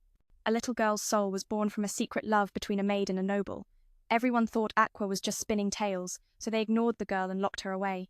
Even until evening, that stubborn girl kept trying to focus on her work. Kazuma didn't want to disturb her and told everyone to disperse. That night, Kazuma savored the bliss of having a private room, convinced that tomorrow Aqua would sweep away all the evil spirits. Suddenly, Kazuma heard Aqua's scream and rushed to her room, only to find the evil spirits had drunk all her liquor, driving her mad enough to storm outside and cleanse them. Late into the night, Kazuma went to the restroom and saw a living doll gazing at him with a tender look. He pretended not to notice, but the spirits brought reinforcements, 500 of them, forcing Kazuma to flee in panic. Kazuma ran to seek Aqua's help, only to find Megumin there too. Turns out, this little firecracker was also being haunted by the dolls, and came to Aqua for protection, conveniently tagging along to the restroom too. Kazuma guessed Aqua was still battling spirits outside, and darkness was likely the same. Ready to leave after his business, Kazuma was surprised when Megumin insisted on accompanying him. As they bickered, the dolls gathered outside, hungry for fresh prey. The two dashed to the restroom so Megumin could relieve herself first. Kazuma was on the edge of losing it, and Megumin even told him to sing so she could relax. Suddenly, Kazuma saw the dolls had arrived. He smashed the door open and dragged Megumin out just in time. She sensed Kazuma was near his limit, and brought a bottle for him to handle his needs, but Kazuma wasn't about to rely on that. Moments later, Kazuma readied himself to throw all caution to the wind, but Megumin tried to unleash explosive magic. He stopped her just in time. They were spotted, so Kazuma used a newly learned skill to drain the doll's magic but accidentally hit Aqua, knocking her unconscious. The next day, the beauty herself rewarded them for their steadfast courage. Kazuma wondered why these spirits gathered at the mansion. She explained a nearby ancient cemetery had been sealed off by a barrier, trapping souls with nowhere to go, forcing them to gather at the empty villa. Kazuma suspected Aqua's involvement, and she confessed it was her doing to save effort on performing rites for the souls. But now, everything had spiraled out of control. Kazuma felt they all bore responsibility, so he refused the reward. While cleaning a child's grave, the little one blessed him for living in the mansion. She felt hopeful, no longer destined to live in loneliness. After all the chaos, Kazuma finally claimed his own room, but his smile faded when that troublemaker Aqua tried to steal his fire-starting skill again. Kazuma was bored out of his mind, like a soggy fried snack, when Aqua came in, pretending to be the highest-ranking member of the group. So, a lowly player like Kazuma had to give up the warm spot. Checking Aqua's stats, Kazuma saw they hadn't changed since the first time he saw her wreck Havos every attribute maxed from the start. Deep down, Kazuma pitied her. No matter how many levels she gained, wisdom remained out of reach. Though their housing issue was settled, many problems still loomed. The next day, Kazuma noticed his two friends sneaking around, curious about their secret. They revealed an underground shop run by Union, specializing in granting sweet dreams. The moment Kazuma stepped inside, he was overwhelmed by the sultry charm of the shop's beautiful attendants. Kazuma spotted a familiar face, but strangely, the man was listed as a tailor instead of an adventurer. The pink-haired girl explained that Union had a symbiotic relationship with adventurers, who mostly lived like horses in stables, making it hard to relieve their urges. Anyone caught misbehaving with the opposite sex had their manhood removed to prevent reckless acts. Thus, Union's beauties helped adventurers relieve their desires through dreams by siphoning a bit of their life force. Kazuma thought this was genius. If everyone cooperated, war might never exist. The pink-haired girl told him to select gender and appearance for his dream, as some wished to relive their youth or experience the thrill of being attacked by a female adventurer. Kazuma could even order the look of his dream partner, like a perfect 2D waifu. There were no age limits, so Kazuma was thrilled no request was too wild. After all, it was just a dream. The pink-haired girl warned him not to party too hard that night because, if deep sleep robs the chance to dream, they say. That night, the moment Kazuma stepped through his door, a lavish feast awaited him. It turned out all the gourmet delicacies were gifts sent by Darkness's family to celebrate her new home. Even a few bottles of premium wine graced the table, making our boisterous drinker Aqua's eyes sparkle with delight. Megumin declared the crab so delicious, she'd trade a day without explosion magic just to savor it again. Watching them feast with such joy, Kazuma couldn't resist tasting the exquisite flavors himself. Aqua asked Kazuma to spark a flame as she drizzled wine onto the crab shell, warming it for a perfect indulgence. Just as Kazuma was about to sip, he remembered Suku's warning and held back. Darkness's praise only tormented him more, a delicious torture of the senses.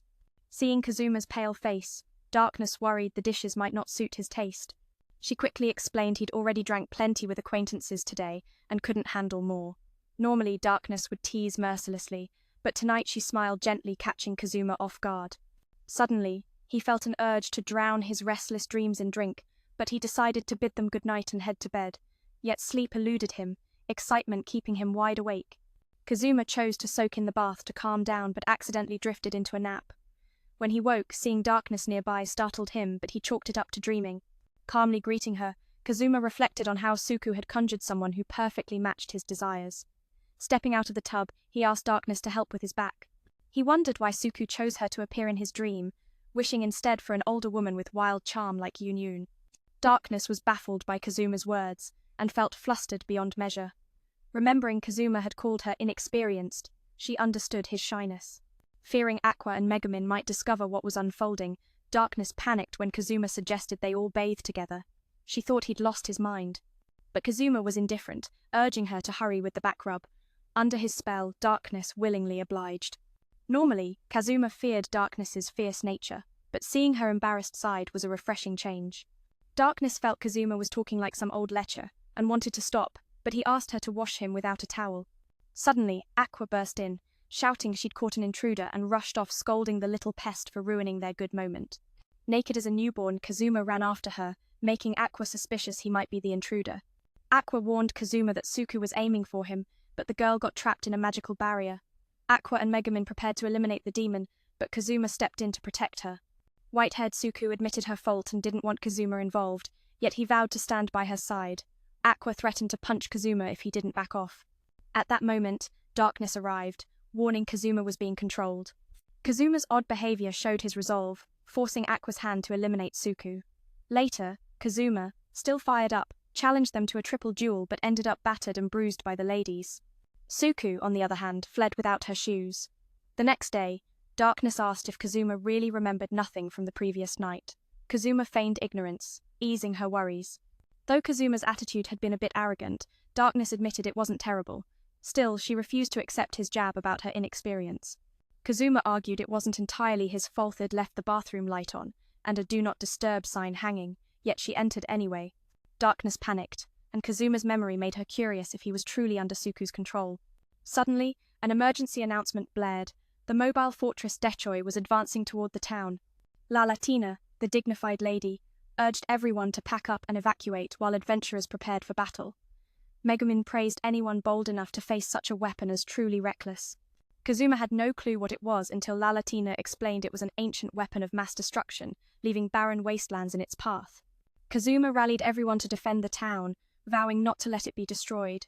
La Latina begged for help, revealing Dechoi would arrive within the hour. The pink-haired mage speculated Dechoi was crafted during the Great French era, so only its creators might know how to defeat it. However, even they suffered its wrath. Adventurers wished Kyra were here, but she had mysteriously vanished. Grizz wanted to flee, but knew that meant losing all the townsfolk's homes and belongings. Kazuma believed Aqua could break Decoy's magical barrier, though she wasn't certain. La Latina begged them to try, while everyone unanimously insisted Megumin handle the firepower. Called a crazy little fish by her comrades, Megumin bristled and was determined to prove her worth despite doubts. Though explosion magic was powerful, she wasn't confident it could fell Decoy in one strike. Just then, Kyra arrived, inspiring hope that victory was possible. Kazuma wondered why Kyra was so renowned, and a friend enlightened him she was once hailed as the Master Aqua. As the lady declared the mission underway, everyone hurried to fortify defenses. Kazuma urged La Latina to join him inside, but she resolutely stayed to protect the townsfolk, a duty and honor as the ruling family's daughter. Kazuma admired her stubborn spirit and didn't mind calling her by her real name, though she forbade it. Before long, Dechoi loomed ominously, sending chills down everyone's spines. Kyra told Aqua to handle it, but warned that failure meant they'd all meet the same grim fate. Megumin trembled like a scared pup as Dechoi approached. Aqua unleashed multiple circles of radiant light, targeting the fortress. Pushing her limits, she shattered Decoy's barrier, opening the door for a united assault. Kazuma and Kyra led the charge, but Megumin's fear held her back. Kazuma mocked her explosion magic to reignite her fighting spirit.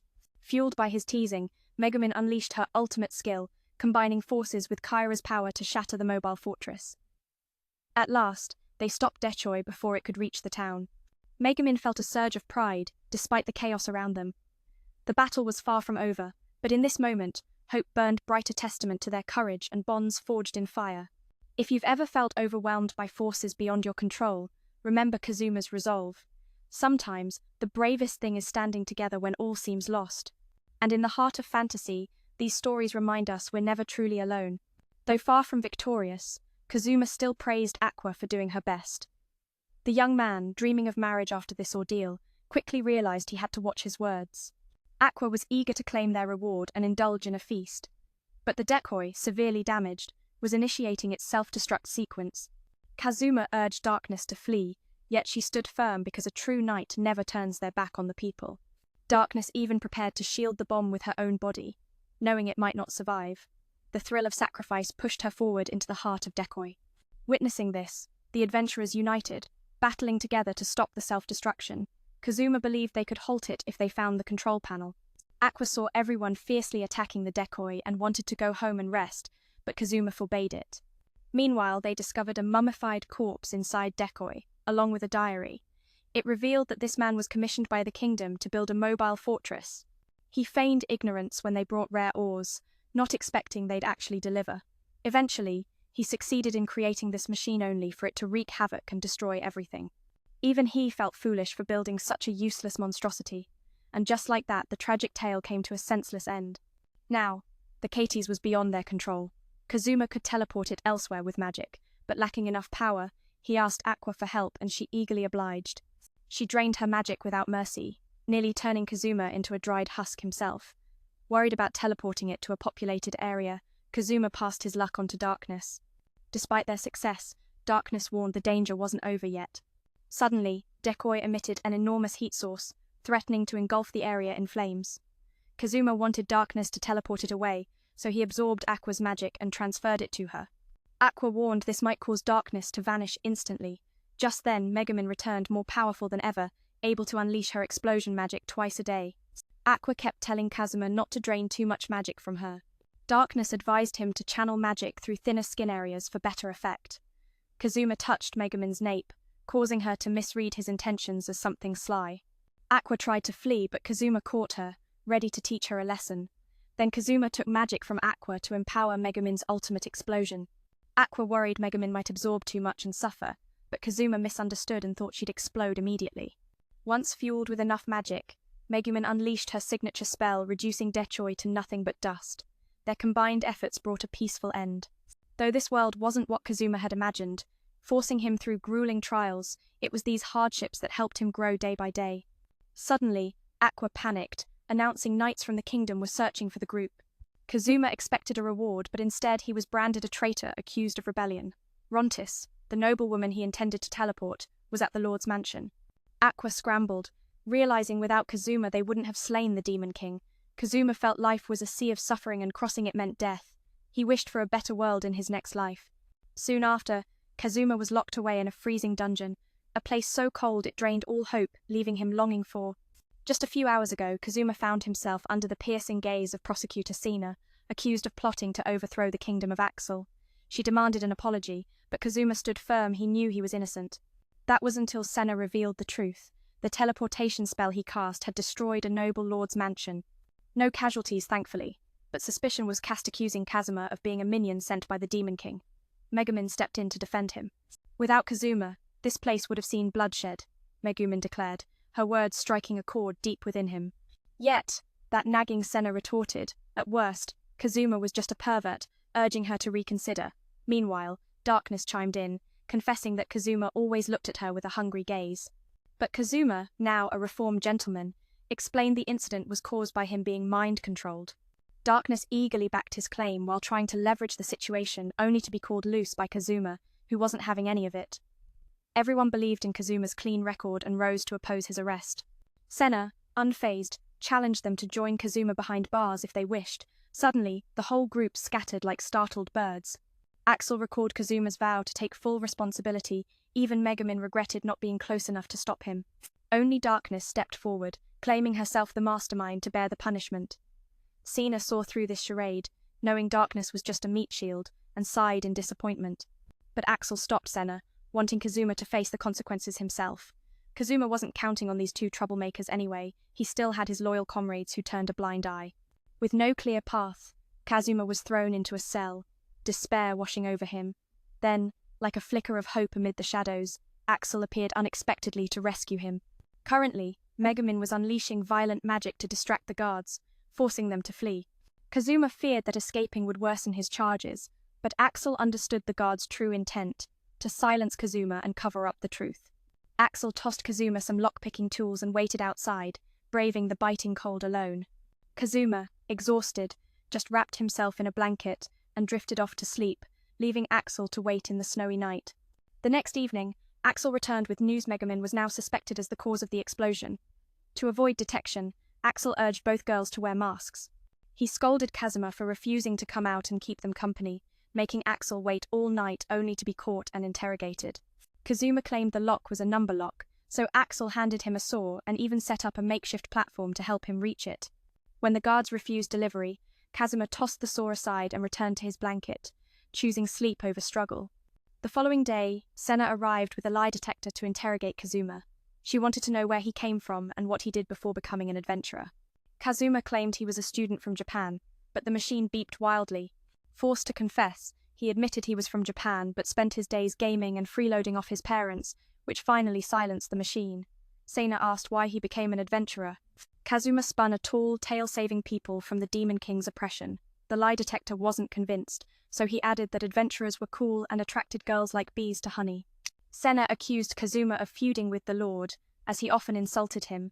Kazuma admitted he once cursed the Lord to die when the man used his reward money to repair the mansion. Kazuma explained again that his teleportation was to save the town.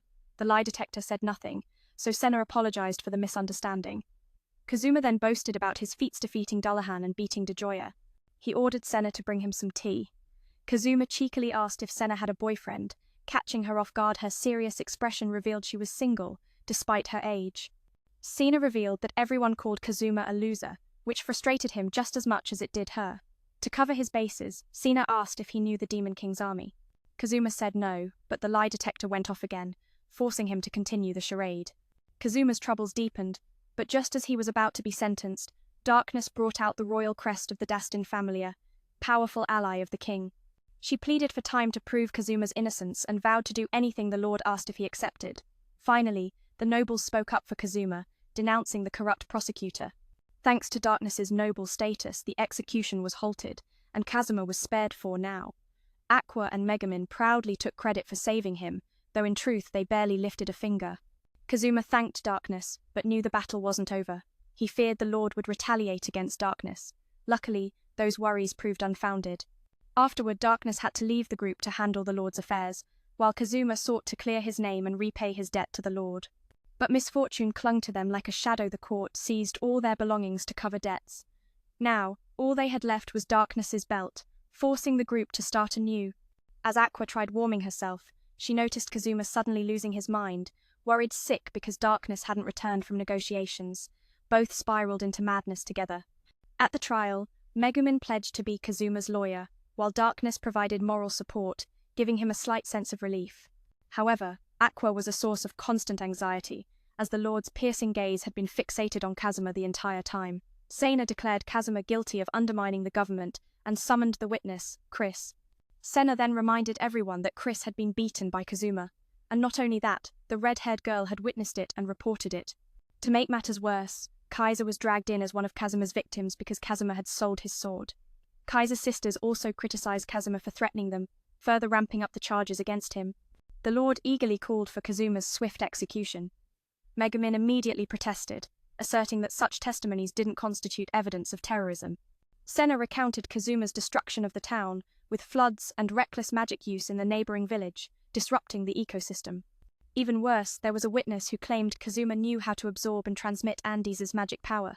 More importantly, Kazuma insisted he had no ties to the Demon King's army, but the machine detected another lie. As Kazuma panicked, a memory of the Lord's words ignited a spark of realization for him. Kazuma boldly declared that he was neither working for the Demon King nor a terrorist. The machine fell silent, having found no further grounds to suspect him, and the judge was about to declare him not guilty. However, the Lord issued a threat that forced the judge into declaring Kazuma's execution. Just as Kazuma was about to meet his fate, Darkness pulled out the insignia of House Dastin, announcing their lineage as the king's strongest allies. She pleaded for time to prove Kazuma's innocence, promising to comply with any demands the Lord had if he accepted her request. At that moment, the others finally gathered the courage to defend Kazuma, relentlessly criticizing the shoddy trial. Suddenly, Megumin brought home a poor, pitiful cat. Kazuma could pet it without issue, but Aqua's turn was met with disdain and a sharp bite. Megumin named it Chom Moske, leaving everyone speechless at the odd choice. Megumin advised not to worry about Darkness, but Kazuma foresaw the trouble she might stir up. Realizing the gravity of the situation, Kazuma urged them to treat Darkness better from now on. Just then, Senna stormed in seeking Kazuma. She explained that while he was imprisoned, Megumin had unleashed violent magic everywhere, waking the local frogs from their winter slumber early. Now, they had to clean up the mess, but those frogs were as lively as ever. Megumin unfortunately fell into a frog's mouth but insisted Kazuma save Aqua first, since it was warm inside. No one had a ranged attack, so Kazuma decided to learn a new skill: sniping. Blessed by luck, his shots never missed. Aqua didn't run. Instead, she scolded Kazuma, which only got her hair ruffled. The frog bit her mouth again. As the two bickered, more frogs swarmed them. Kazuma urged Aqua and Senna to act as bait while he dealt with the horde, but both refused. Fate, however, had other plans, and they became targets themselves. Kazuma's despair deepened when Megumin began succumbing to poison. Aqua and Senna struggled to escape but were trapped. Just as Kazuma was about to become frog food, a savior appeared, rescuing them all. Kazuma then reluctantly channeled magic into Megumin even, though he hated touching her brown hair to save her. The rescuer had come to settle a grudge with Megumin. With this name, Megumin advises them not to worry about Dark Night, but Kazuma knows full well the trouble she can cause. Megumin realizes the gravity of the situation, and Kazuma urges them to treat her better in the future. Just as they're discussing this, Senna bursts in searching for Kazuma. The deal is that while Kazuma was thrown out, Megumin unleashed her explosive magic everywhere, waking the frogs from their winter slumber. Now they must deal with the aftermath, but the frogs are as sprightly as ever. Unfortunately, Megumin finds herself swallowed by a frog, but she insists Kazuma save Aqua first, since it's warm inside the frog's mouth. With no one on the team possessing long-range skills, Kazuma decides to learn a new skill: sniping. With his high luck stats, he easily hits everything with perfect precision. Aqua scolds Kazuma, complaining that her hair is getting messy, resulting in yet another frog gobbling her up. As the two are entangled in this mess, more frogs keep pouring in. Kazuma tells Aqua and Senna to serve as bait while he handles the situation, but neither is willing to oblige. However, fate has conspired to make both of them the targets of the frogs' attacks. Kazuma grows increasingly desperate as Megumin is slowly being digested by the frog, while Aqua and Senna struggle to escape, but to no avail. Just when Kazuma is about to become a snack for the frog, a savior appears to rescue them. Afterward, Kazuma must transfer his magic to Megumin, even though he'd rather not touch her. The brown-haired girl only comes to their aid because if her rival is eaten by a frog, it would be quite embarrassing. She introduces herself as Jun Run, a master of high-level magic, and the one who will lead Megumin's Crimson Demon tribe. Junrun informs Kazuma that Megumin is the daughter of the tribe leader and her self-proclaimed rival. Junrun is surprised by how Kazuma doesn't mock her name. He tells her that there are many individuals in this world with strange names, like Megumin, who has the title of the Little Girl of Explosive Magic. This is the first time she's heard that name, and she mistakenly thinks Kazuma is insulting her. Junrun challenges Megumin to a duel for supremacy in the Crimson Demon tribe, but Megumin declines. Senna asks for permission to leave, while Aqua heads out to negotiate with Gil to take the frogs back. Junrun keeps insisting, so Megumin reluctantly agrees to the duel. Sadly, this cheeky little brat pretended not to remember who I was, forcing me to introduce myself. I'm Junrun, a master of advanced magic, and the guide of the Crimson Demon clan. Let Kazuma know I'm the clan chief's daughter and Megumin's self-declared rival. Runrun was surprised Kazuma didn't mock her name. He said in this world, plenty of people have strange names. Megumin, nicknamed the Wildfire Kid, heard that name for the first time and thought Kazuma was insulting her. Runrun immediately challenged Megumin to a duel for the top spot of the Crimson Demon clan, but Megumin declined. Senna excused herself early, and Aqua went off to negotiate with Gil to bring back those pesky toads. Because Runrun kept pestering her, Megumin reluctantly agreed to the duel. Since Megumin couldn't use magic anymore, she decided to fight using Junrun's specialty martial arts. Runrun was suspicious, noticing that whenever it was martial arts class, Megumin disappeared, but she always showed up right at mealtime to challenge Runrun and steal her food. But with lives on the line, Megumin had no choice but to face Runrun. Watching their moves, Kazuma bet Runrun had this fight in the bag. But Runrun's confidence wavered when she saw Megumin's body radiating a dazzling glow. It was all thanks to the slime inside the toad's belly that Megumin planned to share with Runrun because true friendship means sharing both sweet and bitter moments. Runrun was so horrified she immediately ran away and surrendered to this mischievous brat. Meanwhile, things looked grim for Darkness, who was being toyed with by two shady characters.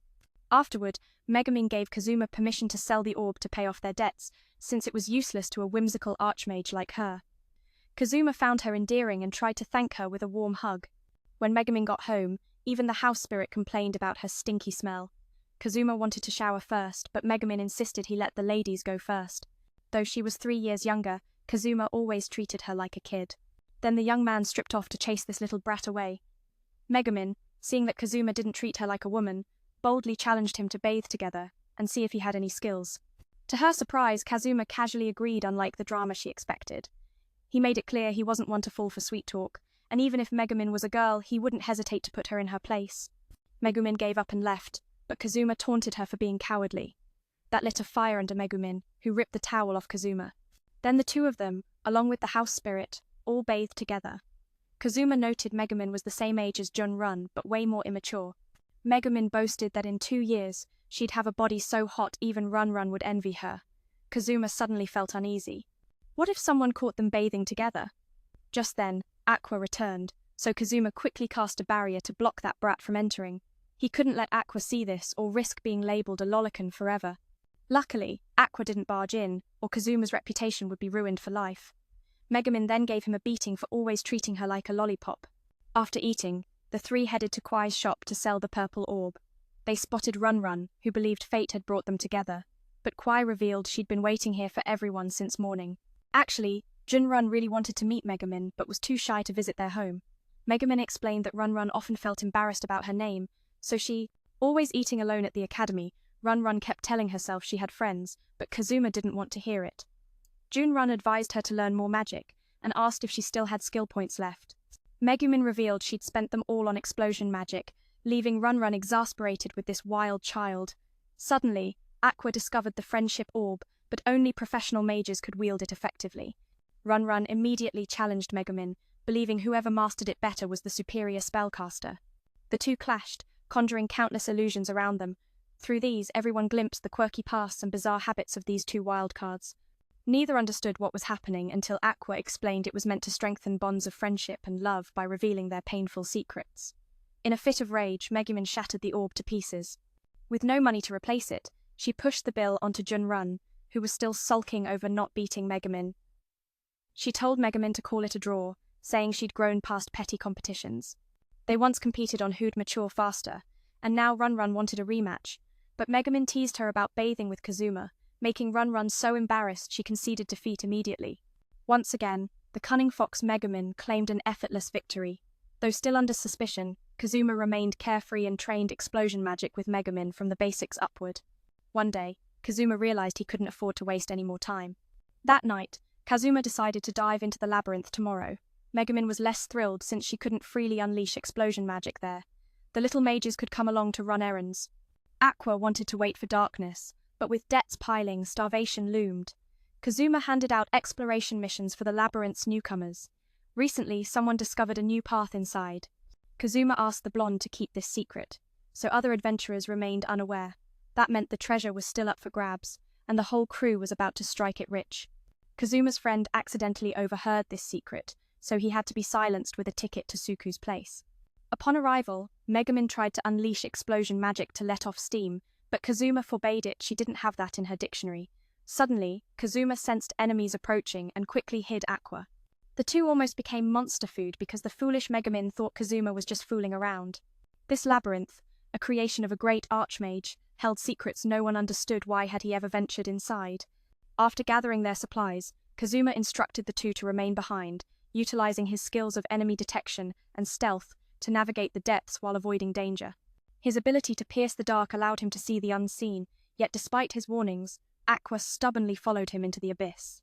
Aqua whispered that while she may have lost some power in this world, she still possessed a few deadly tricks up her sleeve. Kazuma, noticing her fidgeting, was left wondering what calamity she would bring upon them next. Aqua believed Kazuma's stealth wouldn't work on the monsters, so she decided to stay close, ready to protect him. As Megumin was denied her explosive magic, she flailed about like a lost child in the dark, while Kazuma discovered a new pathway within the labyrinth. Aqua sensed Kazuma's nervousness and took the opportunity to tease him. She claimed they were no different, but he insisted if she spotted a monster, she should scream, and he would handle it. Kazuma, however, was plotting how to leave Aqua behind in this maze. Someone overhearing thought he was joking, but humor was absent from Kazuma's dictionary. Just then, he detected an enemy approaching and discreetly signaled Aqua to flee, but the oblivious Aqua thought Kazuma was playing a prank, nearly leading them both to become dinner for monsters. Kazuma was unsure of the creature's identity, prompting Aqua to inform him it was a common low-level demon found in labyrinths, finally convincing Kazuma that Aqua could indeed see in the dark. He began to worry about what she might think of him in action back when he was still in his former life. Surprisingly, Aqua turned away to take a nap, leaving Kazuma to feel grateful for her distraction. As they ventured further, Kazuma's foot landed on a dry corpse, sending shockwaves through him.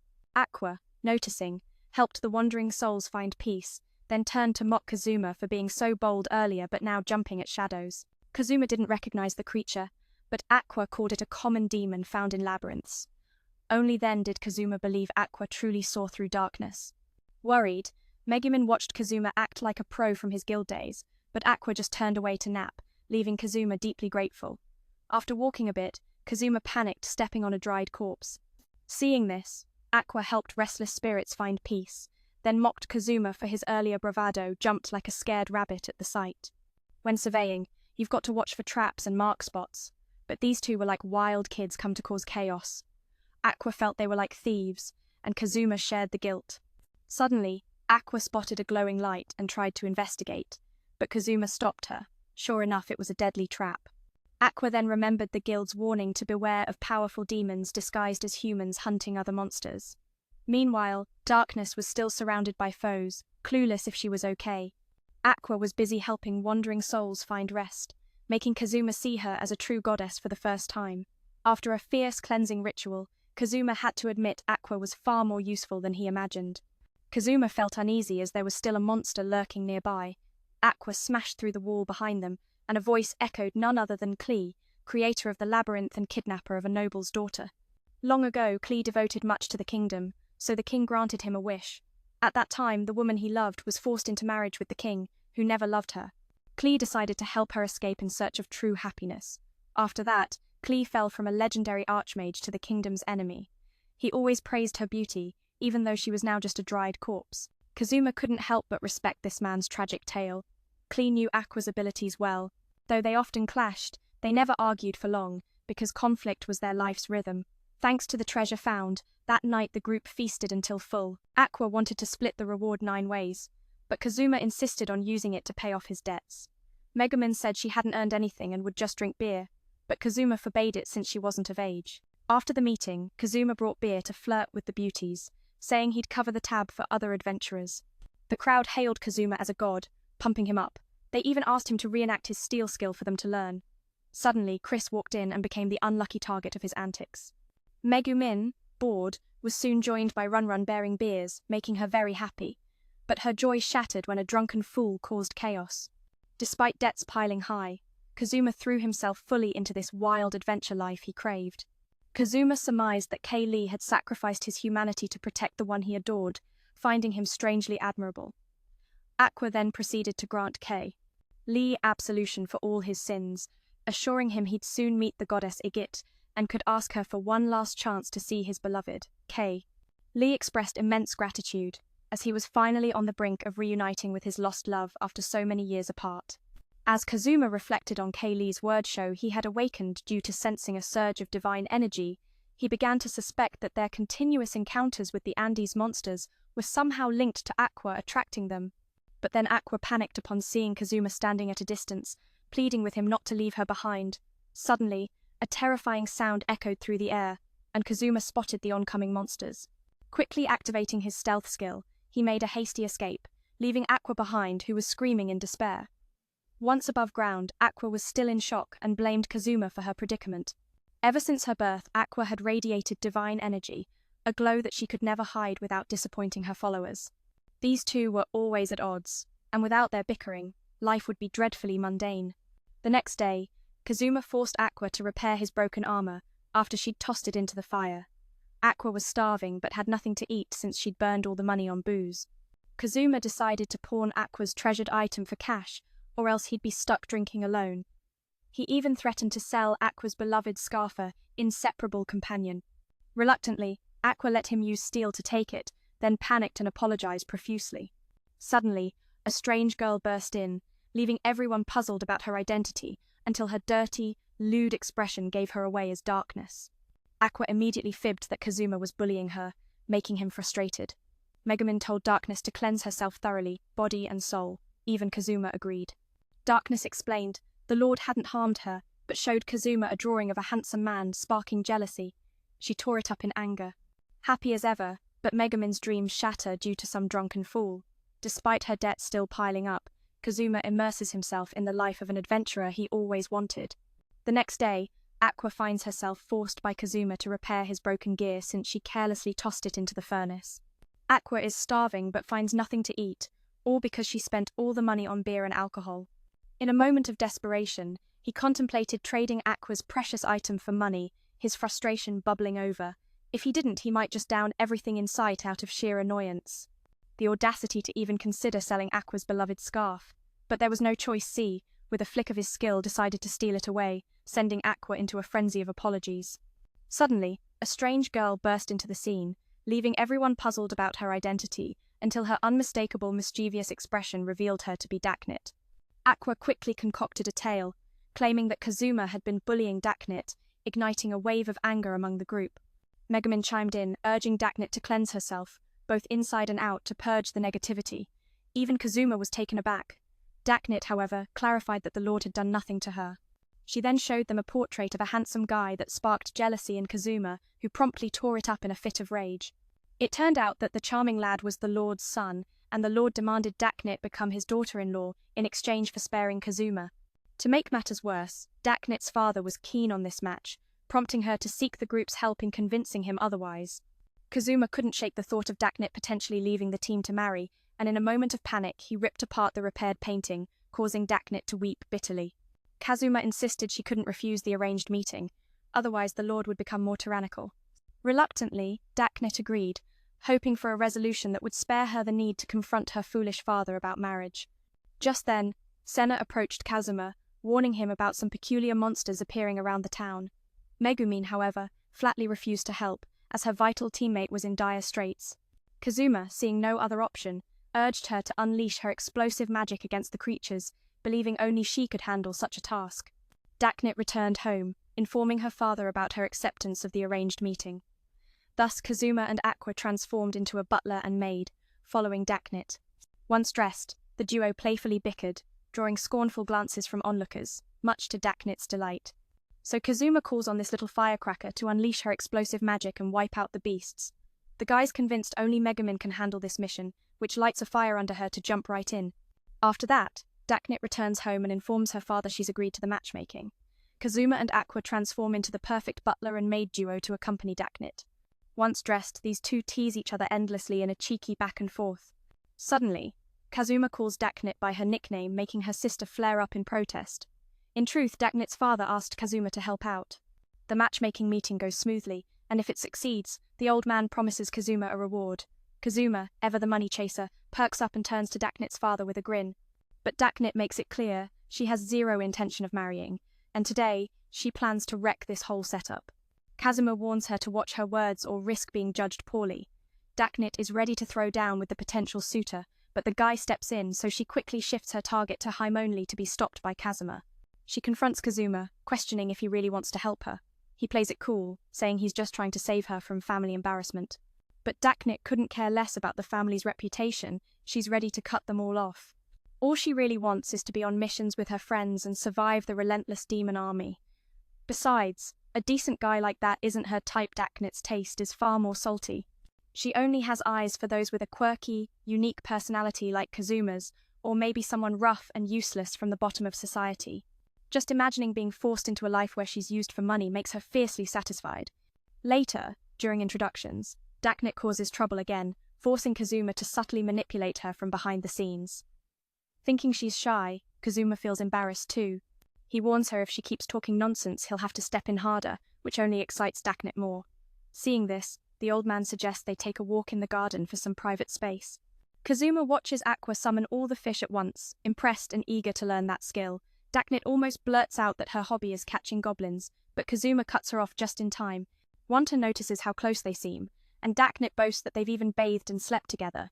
Kazuma is left speechless, wondering if this girl's shame nerve is completely severed.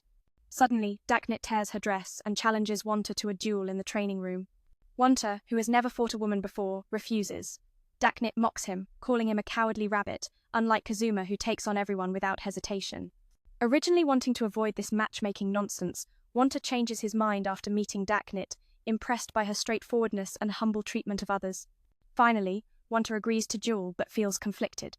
Daknit refuses to back down because her will is unbreakable. Wanta has no choice but to lower his sword and admit defeat. Daknit calls Kazuma out for a match, and Wanta wants to watch how Kazuma fights. Excited to duel Kazuma, Daknit is caught off guard when Kazuma splashes water at her with perfect aim. Wanta is shocked who uses magic in a sword fight like some old grandpa. Aqua shudders, hair standing on end. Kazuma's mischievousness knew no bounds. He unleashed ice magic to ensnare Daknit, leaving Varna at a loss for words. With such ruthless tactics, Daknit charged at Kazuma, but he swiftly absorbed her magical energy, leaving her disoriented. Yet, Daknit retaliated fiercely, twisting Kazuma's wrist in a display of raw tenacity. The stakes were clear. The loser would be bound to fulfill the winner's wishes. Daknit, with a mischievous glint in her eye, was eager to make Kazuma crawl before her. Kazuma, reveling in the chaos, promised to bring Daknit to tears, forcing her to plead for mercy. As the battle raged, Daknit found herself overwhelmed by Kazuma's antics, her strength waning. Kazuma proclaimed he would drain her energy until she fainted, and the thought sent Daknit spiraling into absurd daydreams, ultimately collapsing in delight. It was no wonder Kazuma earned the title of trickster, as Daknit's father arrived, only to find his daughter sprawled on the floor, her dignity lost amidst the playful brawl. Daknit's father, witnessing the aftermath, blamed the two rascals for her state. He recounted how Daknit would often pray at the Church of Isama, hoping to find her comrades. When her wish came true, her joy knew no bounds, and she shared every detail with her father. Wana, captivated by Daknit's spirit, mused about making her his wife, believing she would find greater happiness with him than with Kazuma. However, as Daknit's father entrusted Kazuma with her care, the young man felt the weight of this newfound responsibility. Upon waking, Daknit's imagination ran wild, convinced Kazuma had taken advantage of her while she slept. Kazuma hurriedly defended himself, revealing the gravity of the situation as Daknit's fainting spell had led to a misunderstanding. She boldly proclaimed she was carrying Kazuma's child, leaving Varna, ever the understanding soul, willing to annul their engagement so Daknit could be with Kazuma. Daknit's father, unaware of the deception, felt a swell of pride at the prospect of becoming a grandfather. In a desperate rush to clear her name, she claimed everything had worsened when she fainted, hoping to join the group's journey. Daknit, spinning tales, boasted she carried Kazuma-wan's child. Wantho, ever understanding, willingly broke off her engagement so they could be together. Daknit's father, clueless about the heavenly Thunderchild nonsense, was deeply moved soon to become a proud grandfather no less. Even Akaba believed this wild story, making Kazuma boil with frustration. Suddenly, Senna arrived, tracking Kazuma down with alarming news. The recent monsters were from the very labyrinth they'd explored before. Kazuma asked Megumin and Daknit, but both claimed ignorance. Only Akaba knew that the magic circle Megumin had drawn in the room was an ancient ward, still powerful enough to repel evil. Kazuma was about to lose his mind dealing with this chaos. Thanks to Akaba, they had to scramble that night to clean up the mess. It was the first time everyone saw such strange creatures. Sena suspected someone summoned them and begged Kazuma to defeat the summoner and reinforce Akaba's magic circle. Akaba hated the masks these monsters wore. She wanted to destroy them. Suddenly, a little monster lunged at Akaba, hugging her tight before exploding. Their signature move, embrace then detonate. This attack was useless against Daknit, who volunteered to shield the group. Megumin and Akaba wanted to stay, but Kazuma insisted that she go. Akaba still reeling from past trauma, Kazuma reluctantly let her stay. Daknit claimed Kazuma was more dangerous than the monsters themselves, so he threatened to lock her up if she kept acting like Aqua.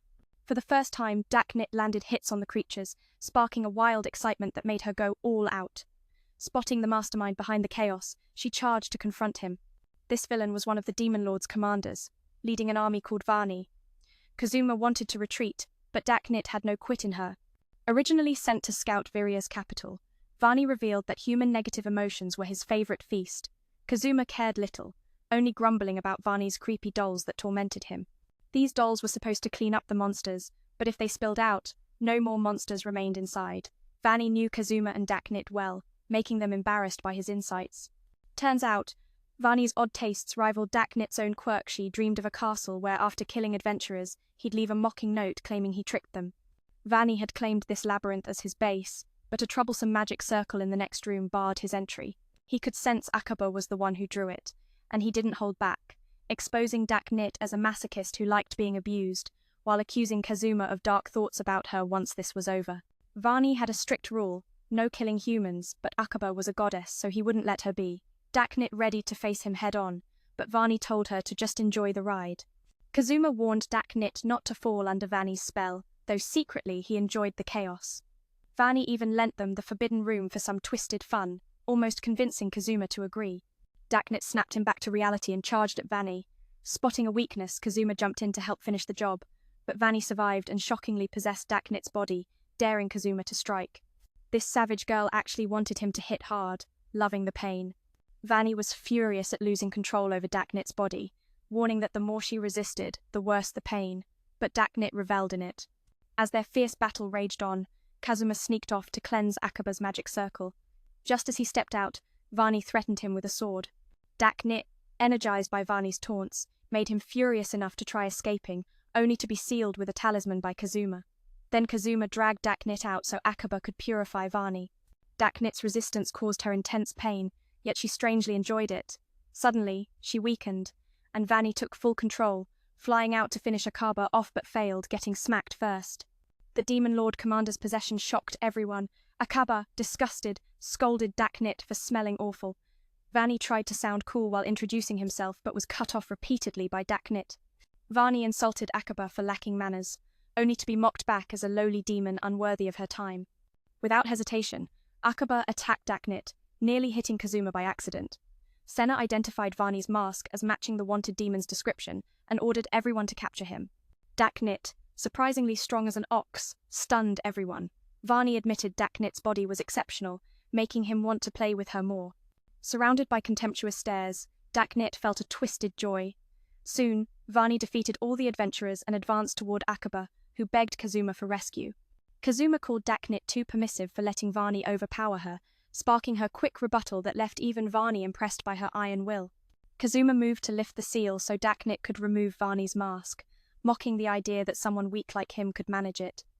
Daknit kept interrupting, driving him nearly mad. She urged Kazuma to use his skill Steel to snatch the mask immediately, with Aqua ready to back him up. Kazuma warned Daknit to brace herself for his torment if she lost.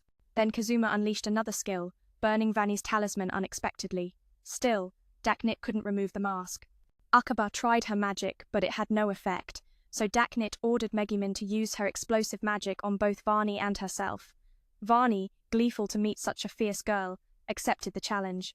Kazuma promised Senna he would take full responsibility for whatever happened next. Persuaded by him, Megumin reluctantly launched her attack. After the battle, Kazuma was cleared of all suspicions of serving the Demon Lord. Daknit survived, and was rewarded by the royal family with new armor for her heroic efforts. Though severely injured before, timely healing by Aqua saved her. All the adventurers praised Daknit endlessly, leaving her bashful. Aqua vowed to chew Kazuma out for revealing Daknit's secret nickname. Despite their great victory, the debt and mansion repair costs were deducted from their reward. As they played around, the crowd surrounded them, their disdain palpable, which filled Daknit with a newfound sense of joy. Before long, Vani had defeated all the adventurers and approached Aqua. She desperately begged for Aqua's help, prompting Kazuma to rush to her rescue. In a playful jab, Kazuma labeled Daknit as easy, hoping to provoke Vani. Daknit quickly countered, impressing Vani with her indomitable spirit. Faced with her iron will, Kazuma was ready to break the seal so Darkness could remove Vanilla's mask. The villain taunted, daring someone as weak as Kazuma to try. But Darkness kept interrupting, nearly driving him mad. Darkness urged Kazuma to steal the mask with a skill, and even Aqua wanted to lend a hand. Kazuma warned that if he won, Darkness should brace for some serious torment. Kazuma then unleashed another skill, burning the talisman and catching Vanilla off guard.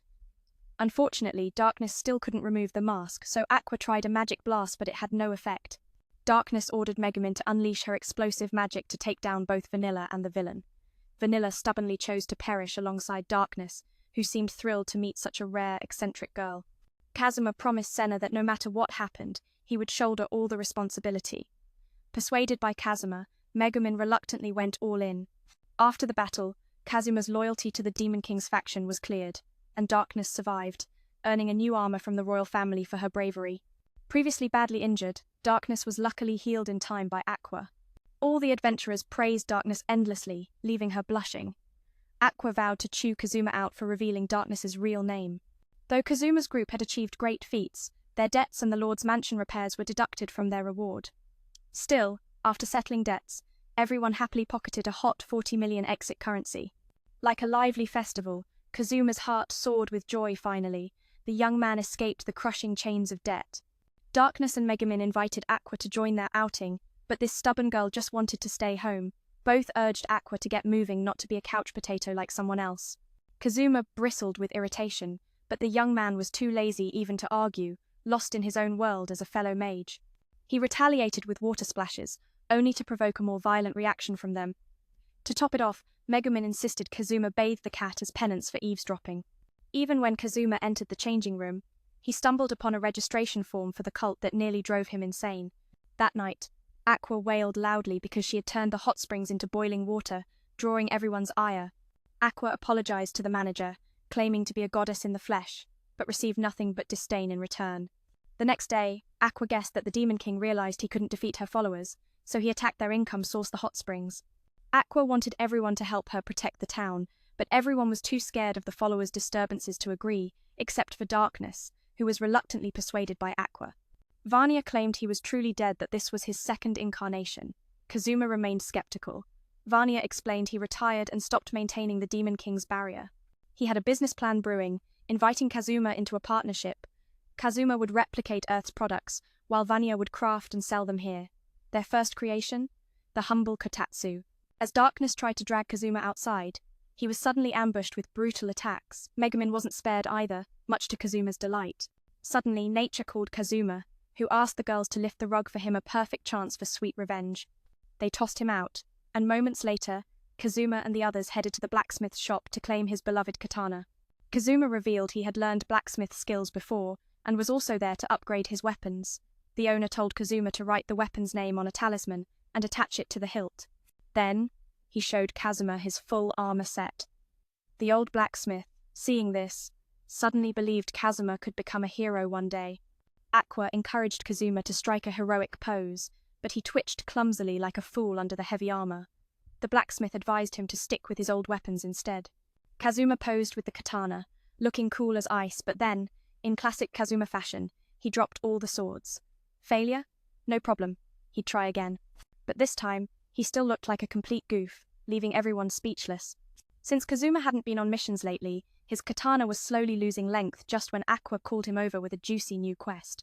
It turned out that during mating season, the Eljana clan held races, and the winner would get to mate with the golden-haired princess. The mission was risky, but Kazuma was confident. No matter how strong they were, they'd fall before him. Since he hadn't named his katana yet, Megumin dubbed it Chun Chun.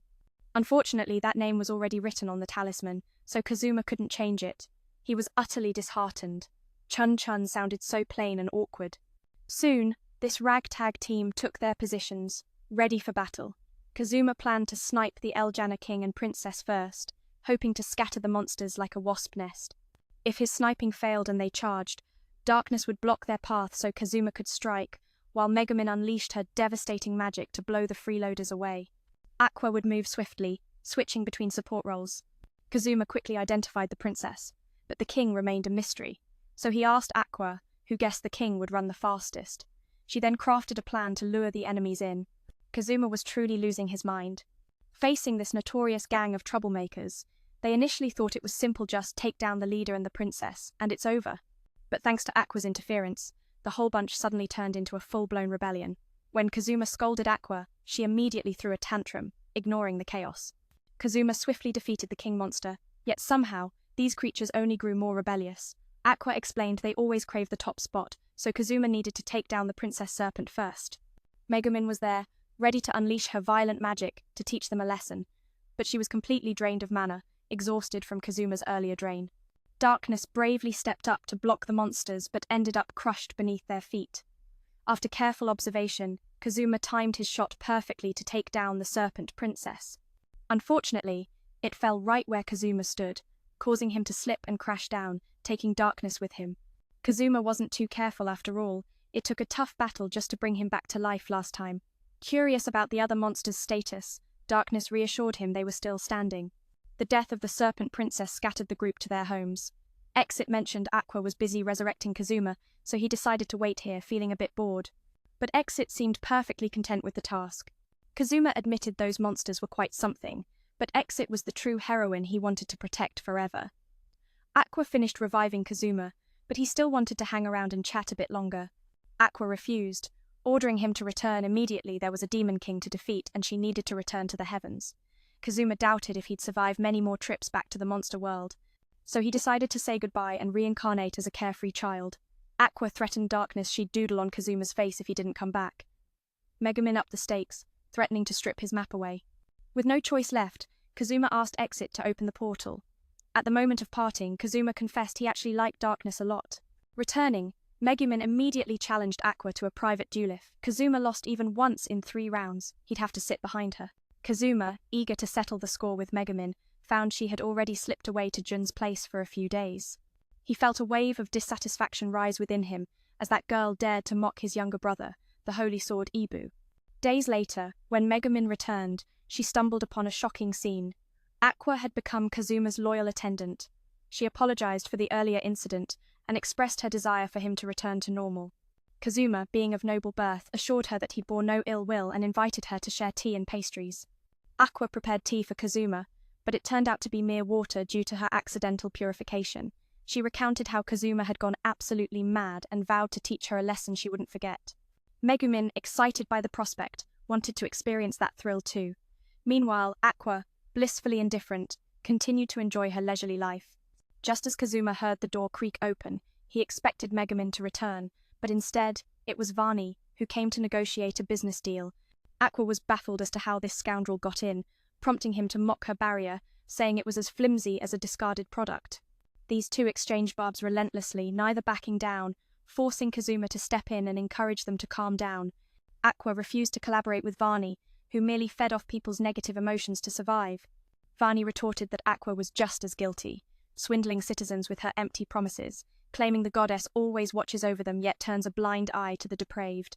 When words failed, violence took center stage, igniting a comical feud between these two misfits. Aqua found Vani's true appearance utterly amusing and tried to unmask him. Vani proposed that Kazuma sell him the rights to his products for 300 million exits, or if he wanted to quote the Holy Sword, it would be 1 million exits. With that amount, they could spend lavishly without a care for tomorrow. Vani decided to leave to give them time to consider, but Aqua dismissed him without mercy. From that moment on, these two unstable characters began to imagine themselves as true nobles. Megumin wanted to take on missions, but with money in hand, Kazuma had no intention of taking on such tiring work. He decided to shift gears and become a merchant, indulging in a life of luxury. He planned to earn a fortune by hiring powerful adventurers to defeat the Demon King, helping them return to their old world. Aqua pictured Kazuma using his wealth to assert dominance over the adventurers. Megumin rejected this notion, insisting that everyone needed to fight valiantly. As she observed Kazuma's increasingly pathetic state, she wondered how long he would remain like this. Kazuma claimed he had injured his neck and needed to rest for a few days. Megumin suggested heading to a hot spring city for relaxation, leading Kazuma to eagerly agree, especially since there would be beautiful girls there. Early in the morning, Kazuma and Aqua prepared their bags, while the other two were still asleep. Aqua decided to wake them up while Kazuma went to rent horses and buy tickets for the entire group. He informed Vani that they would respond to him after their vacation, and Vani wished Kazuma an enjoyable time with the girls, prompting Kazuma to feign more neck pain. Suddenly, he noticed that Q was sprawled out on the floor, prompting Vani to explain that she had exploded the previous day, which was why she looked like this. Vanny then offered to sell Kazuma a portable toilet that could resolve his sorrows anywhere. Unfortunately, it made noise loud enough to attract monsters, and its water creation function could cause floods. Ironically, Q had a knack for acquiring useless items, which led her to this state. Aqua insisted that Kazuma buy the tickets first, but for some reason, he was carrying Q on his back, while Runa approached Megumin to challenge her, only to find no one home. Kazuma was panicking, as he noticed Q's form gradually fading away, so he had to absorb energy from Megumin to revive her. Aqua managed to arrange for a carriage, urging everyone to hurry as the red dragon was claiming a spot, so they had to play rock, paper, scissors to decide who would sit in the back. After Kazuma won, Aqua turned on him, stating that wasn't how they would play. It had to continue until only one person lost. Kazuma challenged Aqua to a personal duel, betting that if he lost even once in 3 rounds, he'd sit in the back. Confident that she could win, Aqua ended up losing and had to beg him to play again. Thinking Kazuma was cheating, she tried to stack the odds in her favor, but ultimately, she still lost. After Kazuma claimed victory, he turned to her and said that if she lost, she had to return the divine blessing she had given him. Kazuma snapped, telling her not to be unreasonable because he had endured her antics for far too long. Aqua resorted to crocodile tears, but Kazuma showed no mercy. In the end, Aqua had to sit in the back, and while it was a little sad, he decided to let it go. Thus, the group temporarily bid farewell to the town for a few days to embark on a vacation. Aqua complained about her sore rear and demanded a seat change, but Kazuma insisted she endure, thanks to her skill of foresight. He noticed something approaching them. The driver couldn't see it, but he suspected it was caused by those Jana creatures, or perhaps the Takatos, who would compete during mating season by racing each other. Aqua confidently believed Kazuma couldn't beat her, but she ended up losing and begging for a rematch. Suspecting him of cheating, Aqua gave herself a lucky charm to even the odds. Even with that, Kazuma still won. If Aqua lost, she'd blame Kazuma and demand he return her divine blessings. Kazuma exploded in frustration, telling her to stop being unreasonable. He'd been patient for too long. Aqua tried the classic crocodile tears, but Kazuma wasn't buying it. In the end, Aqua had to sit in the back, though Kazuma felt a bit sorry for her and let it slide. The group then took a short break from the town to go on a little trip, while Aqua complained about a sore butt and demanded a seat change. Kazuma told her to deal with it, but thanks to his insight skill, he sensed something approaching. The driver couldn't see it, but Kazuma guessed it was the Takato beasts known for their mating season races where males sprint toward the toughest opponent and swerve last minute to show off. Seeing them charging this way unsettled Kazuma, but Darkness was oddly excited, thinking they were craving her. The driver decided to stop and let the adventurers handle the beasts. Kazuma realized the Takato targeted Darkness's rock-hard muscles, but the real reason was her armor. It was made from pure adamantine. Kazuma called the ladies into battle, knowing they had a duty since Darkness attracted the monsters. Yunyun wanted to help, so Kazuma asked her to guard the driver, insisting he stay safe inside. The adventurers were impressed, thinking Darkness might have a monster-attracting skill, and admired her bravery facing the beasts without flinching. A young man stepped up to fight the Takato, but Darkness threw herself into the fray to protect him. The guy thought she did it to shield him from harm and was deeply moved. Kazuma, however, felt guilty. Darkness was the root of this chaos. Then the Takato focused on Darkness as their target, and she couldn't help but spit out some colorful curses. Megumin created a protective aura around Darkness, and Kazuma promised her his seat. The adventurers attacked the ostrich-like beasts, but many got butted hard. The driver told Kazuma about a nearby cave and urged everyone to check it out. Kazuma tried to lift Darkness, but her heavy armor made it impossible. Darkness told him it was exhilarating, until the driver suddenly tried to recruit Kazuma into a cult. Bored out of his mind, Kazuma overheard the ladies chatting next door. Apparently, Megumin had planned this outing so Aqua could lure monsters and let her unleash her violent magic. Darkness was puzzled by Kazuma, sometimes stubborn and cowardly, other times reckless and confrontational with nobles. Megumin told Darkness not to say such things, they might be overheard. "Just tie me to the carriage and drag me along," Darkness exclaimed, revealing the extraordinary thrill she always desired. While everyone viewed Kazuma as the ruthless one, it was Darkness who had requested this. In a moment of sheer panic, with the ostriches closing in, Aqua swiftly conjured a swamp, taking out a fair number of foes. Amidst Darkness' ecstatic screams, Aqua tirelessly healed her wounds. As they neared the cave, Kazuma urged the driver to halt at the cave's mouth. He asked Aqua for a boost to take down their foes. The driver warned everyone to hold on tight, leading to a spectacular maneuver.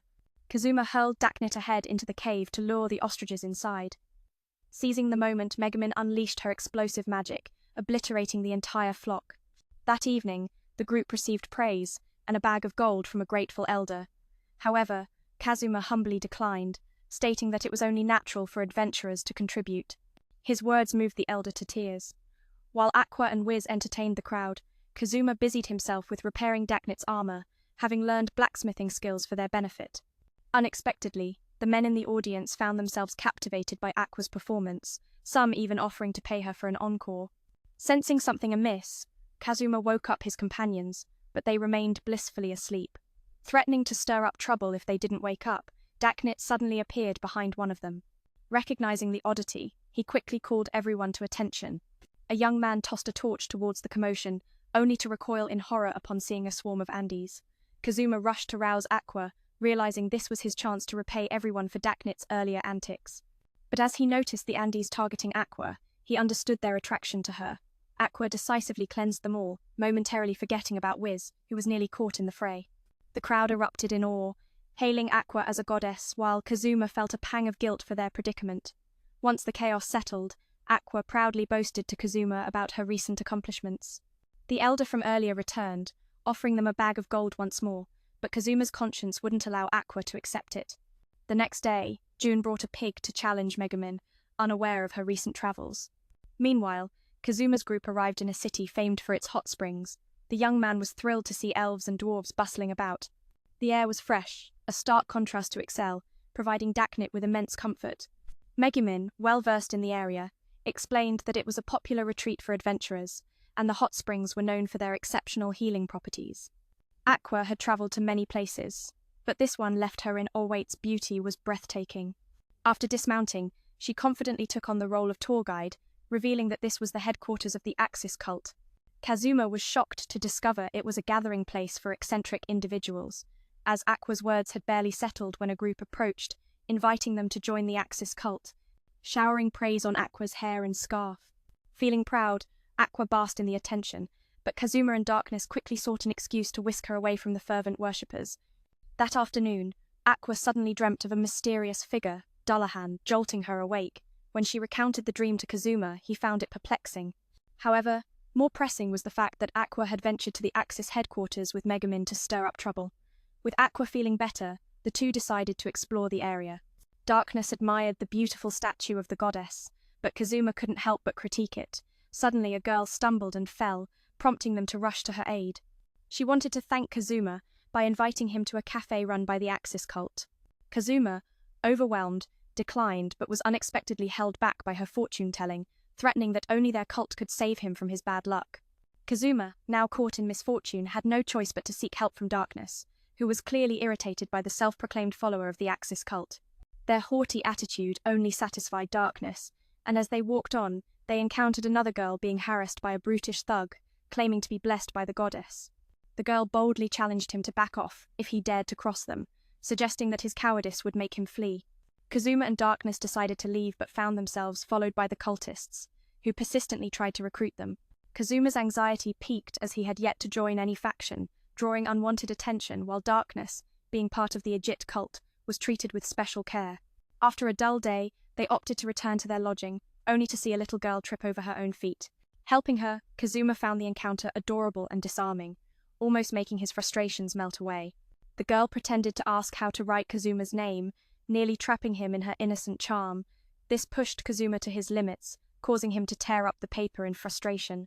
Later, Kazuma stormed into the Axis shrine to confront the manager, ready for a showdown. Little did he know, a pretty girl was just teasing him, causing Kazuma to blush as she called him foolish. She mentioned that the high priestess, Jessia, was out spreading the greatness of Aqua-sama. Curious, Kazuma asked if the high priestess or any powerful sorcerers were there, only to spot Megumin in a corner while Darkness was being pelted with rocks by a group of kids, yet she seemed to enjoy the attention. Kazuma ventured into a room, looking for Aqua to urge her to stop the ridiculous preaching. Aqua pretended not to know him, and even suggested he repent sincerely for forgiveness, which earned her a harsh reprimand from Kazuma to control her followers. Aqua, unfazed, instead encouraged Kazuma to share his burdens, including his thoughts about Darkness's undergarments.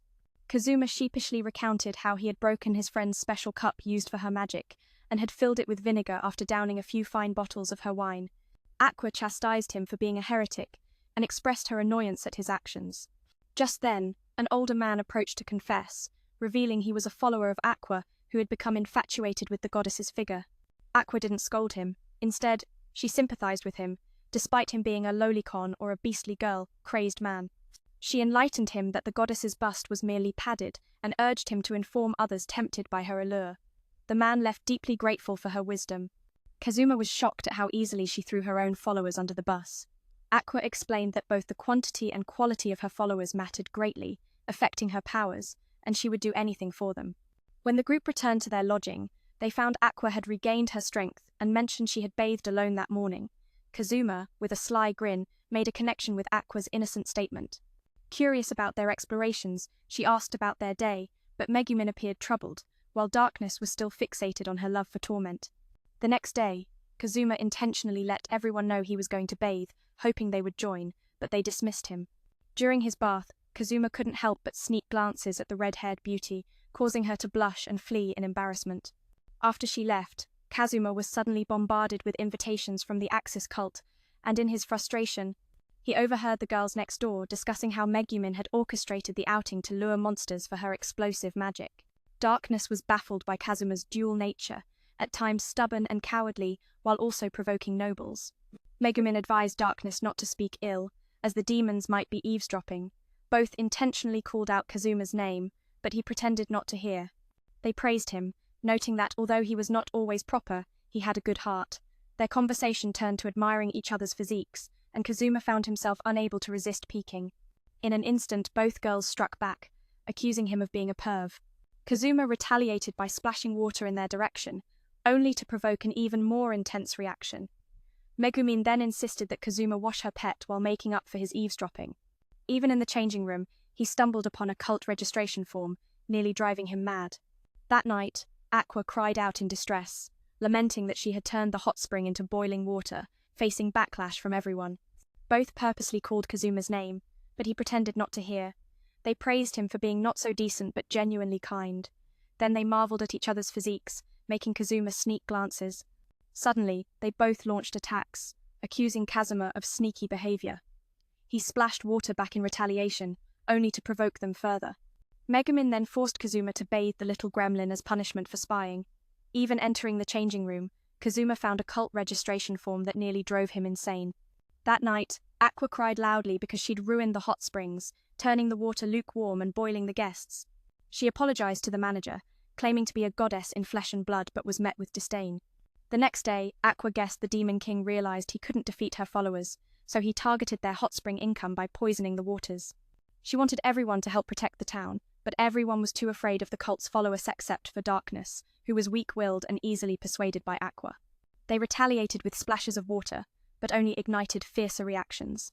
To make amends for eavesdropping, Megumin insisted the young man bathe the little rascal. Even when Kazuma entered the changing room, he spotted a cult registration paper that nearly drove him mad. That night, Aqua cried out loud she'd turned the hot spring into nothing but boiling cold water, earning the scorn of everyone. Aqua apologized to the old manager, calling herself a living goddess, only to be met with disdain. The next day, Aqua guessed the Demon King realized he couldn't defeat her followers, so he attacked their income source, the hot springs. Determined, Aqua pleaded for everyone to protect the town with her. But fear of the cult's trouble kept all at bay except for Kazuma, whose weak heart was swayed by Aqua's words. Kazuma urged her to recruit more allies, especially Wiz. Yet Aqua's tears drained the elder lady's strength overnight. Later, Megumin and Kazuma basked in the peaceful scenery only to be disturbed by the acid cult's followers. To make matters worse, a towering, foul-smelling thug threatened them when Kazuma ignored his words. Bored and fed up, they spotted a fierce old man ranting and throwing a basket into the water. Suddenly, Wiz appeared, boasting to Kazuma she was healed. That morning, she even saw a teammate beckon to the other world. Hearing Aqua's voice in the distance, the group rushed over where Aqua revealed the Demon King was poisoning the town's hot springs, and the toxin had spread to others. A girl shrugged it off, fresh from a bath. Aqua smiled, saying she had purified it herself. But danger still lurked, so Aqua warned everyone to avoid bathing in the springs for now. Some protested, fearing loss of income. As Aqua tried to reason, a man accused her of turning the hot spring into cold water. Everyone thought Aqua was stirring trouble, erupting in fierce backlash. Aqua sought Kazuma's help to calm the storm. Q decided to reveal her true identity, claiming to be the goddess they had always worshipped. Yet, no one believed her. Instead, they suspected she was a minion of the demon lord sent to wreak havoc.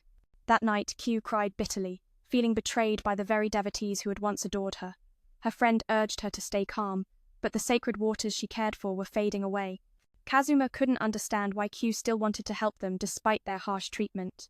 However, they remained her loyal followers, and it was unfortunate that her kindness came at the wrong moment, as they believed she was a witch and sought to eliminate her. With the situation escalating, Q had no choice but to purify the water to restore it to its former glory. Strike at the head if you want to slay the serpent, she thought. The group rushed to find the manager, but he had instructed the guards to let no one in. Q used her divine authority to persuade the two guards, only to discover they were also followers of the acid cult. She switched her approach, complimenting one of them, who misinterpreted her words and became enraged. Left with no other options, Q threatened to expose the acid cult for defaming their faith. The two young men realized that the girl was responsible for turning the hot springs into plain water and forbade her from entering. Megumin quickly informed them that Q belonged to the powerful Daknit family, which sought to present itself to them. Kazuma urged her to show her family insignia as proof, but Daknit was reluctant to do so. Thus, they all banded together to retrieve it. As Kazuma inquired whether Daknit wanted everyone to see her as a lady or a teammate, she chastised him for being disrespectful. The young man explained that it was because he viewed Daknit as a teammate, not for her title, which delighted her. They soon spotted a heavily polluted lake, and in the distance stood the man Kazuma had encountered by the river, making him worry that the man was about to do something reckless, prompting him to rush forward and stop him. Kazuma trusts Darkness, and asks her to tell the crowd whether she sees Kazuma as a noble lady or a comrade, just one word. Darkness scolds the younger guy for disrespecting her, but he claims it's because he sees her as a teammate, not some highborn lady. This earns a genuine smile from her. Then, they spot a heavily polluted pond, and in the distance, the man Kazuma saw earlier by the riverbank appears. Kazuma thought this man was about to do something reckless and rushed to stop him. Turns out he just wanted to soak his hand to ease joint pain. The man is Han, though he pretends not to know Kazuma. Darkness recognizes him as a mutated form of Deadly Slim and suspects he's the one poisoning the water source because he keeps rambling suspiciously, so Han makes an excuse about urgent business in town. But Kazuma and the group won't let him leave so easily. Han angrily tells Darkness to mind the shop instead of bothering him. Darkness defends herself, saying she works hard but keeps losing money. He then brings up a previous deal where she only maintains the barrier and doesn't interfere in their affairs. Darkness protests, saying she only came to greet them, but Han keeps getting aggressive. Kazuma, knowing Han is the culprit, vows to make him pay for humiliating her. Han scoffs. Oh no, scared already. Darkness tells him they're her friends, and hopes he'll speak to them respectfully. Han notices Darkness has changed, she was never so polite before. Kazuma tells them to step back and watch him demonstrate his strength. Han thinks Kazuma is bold, as everyone who knows him usually runs scared. Kazuma assumed Han was a weakling, relying only on poison attacks, but with Aqua's purification powers on their side, he's confident they'll defeat him. Han reveals he's one of the demon army generals. Kazuma's confidence falters. This just got serious. Darkness warns Han is highly wanted and everyone must be cautious. Kazuma wondered where the guildmaster was, and Han chillingly replied that he had already dealt with him. This sent Ak into a rage as she conjured a massive ice block to attack Han. For her, it was only natural for adventurers to slay monsters or collect taxes from knights to protect the people, but the guildmaster had done nothing wrong, and Han's attack on him infuriated her. In a moment of desperation, Han decided to sacrifice his arm, morphing into Slim to devour everything in sight. Kazuma found this transformation fascinating. If only it wasn't poisonous, he'd have taken it home as a pet. Han relentlessly rained poison down onto the spring, prompting Ak to bravely leap into action to purify it. Despite the boiling water, she was determined to protect the spring for her followers. Her efforts finally bore fruit, as everyone began to believe her words were true and promptly threw stones at Han. Kazuma advised everyone to steer clear of the area, but they brushed him off, convinced she was one of Han's followers. Megumin was ready to unleash her explosive magic, but Ak couldn't allow her to blow up the entire mountain. Kazuma noticed that the guildmaster's body hadn't been completely digested yet, so Ak still had a chance to save him. If Han shrank down, Ak could freeze him, so Kazuma asked Megumin to unleash her explosive spell. Just as Ak was about to be devoured by Han, Kazuma intervened to provoke him. He used his body to distract Han, allowing Megumin to successfully cast her spell. After shrinking him down, Ak swiftly used her ice magic to freeze Han. But he was still alive and swore he would consume them all. Ak wouldn't let that monster have his way and promptly delivered a divine punch. Kazuma wonders where the town manager is, and Han coldly says he's already killed him. Darkness flies into a rage and summons a massive ice block to attack Han. To her, risking her life to protect innocent townsfolk from monsters or tax knights is natural, but the manager did nothing wrong, and Han's cruelty infuriates her beyond words. Han decides to sacrifice his arm and transform into his slim form to swallow everything. Darkness is amazed, declaring if Han weren't poisonous, she'd have taken him home as a pet by now. Han keeps shooting poison into the spring, so Aqua bravely purifies it despite the searing heat, determined to protect the sacred waters for her followers. Her relentless effort finally pays off. Everyone now believes Aqua's words and immediately turns on Han. Darkness warns everyone to stay away, but they chase her off, convinced she's a fanatic of Megumin who plans to unleash destructive magic. But Aqua won't let that explosive spirit blow up the mountain. Kazuma notices the supervisor's body hasn't been fully digested, so Aqua can still save him. If Han shrinks again, Darkness can freeze him, so Kazuma. Thanks to Megumin unleashing her explosive magic attack, just as Aqua was about to be overwhelmed by Han, Kazuma suddenly appeared, taunting the villain. He used his own body to hold Han back, giving Megumin the chance to unleash her spell successfully. After shrinking Han, Kazuma sealed him with ice magic. Yet, Han survived and vowed to devour them all. Aqua, refusing to let that wicked promise come true, immediately delivered a divine punch to him. At that moment, everyone rallied behind Aqua, fueling her with newfound strength to finally send that scoundrel to the afterlife. Though Aqua poured her heart into the fight, the group still teased her mercilessly for turning all the hot springs cold. The plan was to return by horse carriage, but since Aqua was unwell, the whole group had to travel on horseback instead. Before long, they arrived back at Axel, greeted warmly by the townsfolk.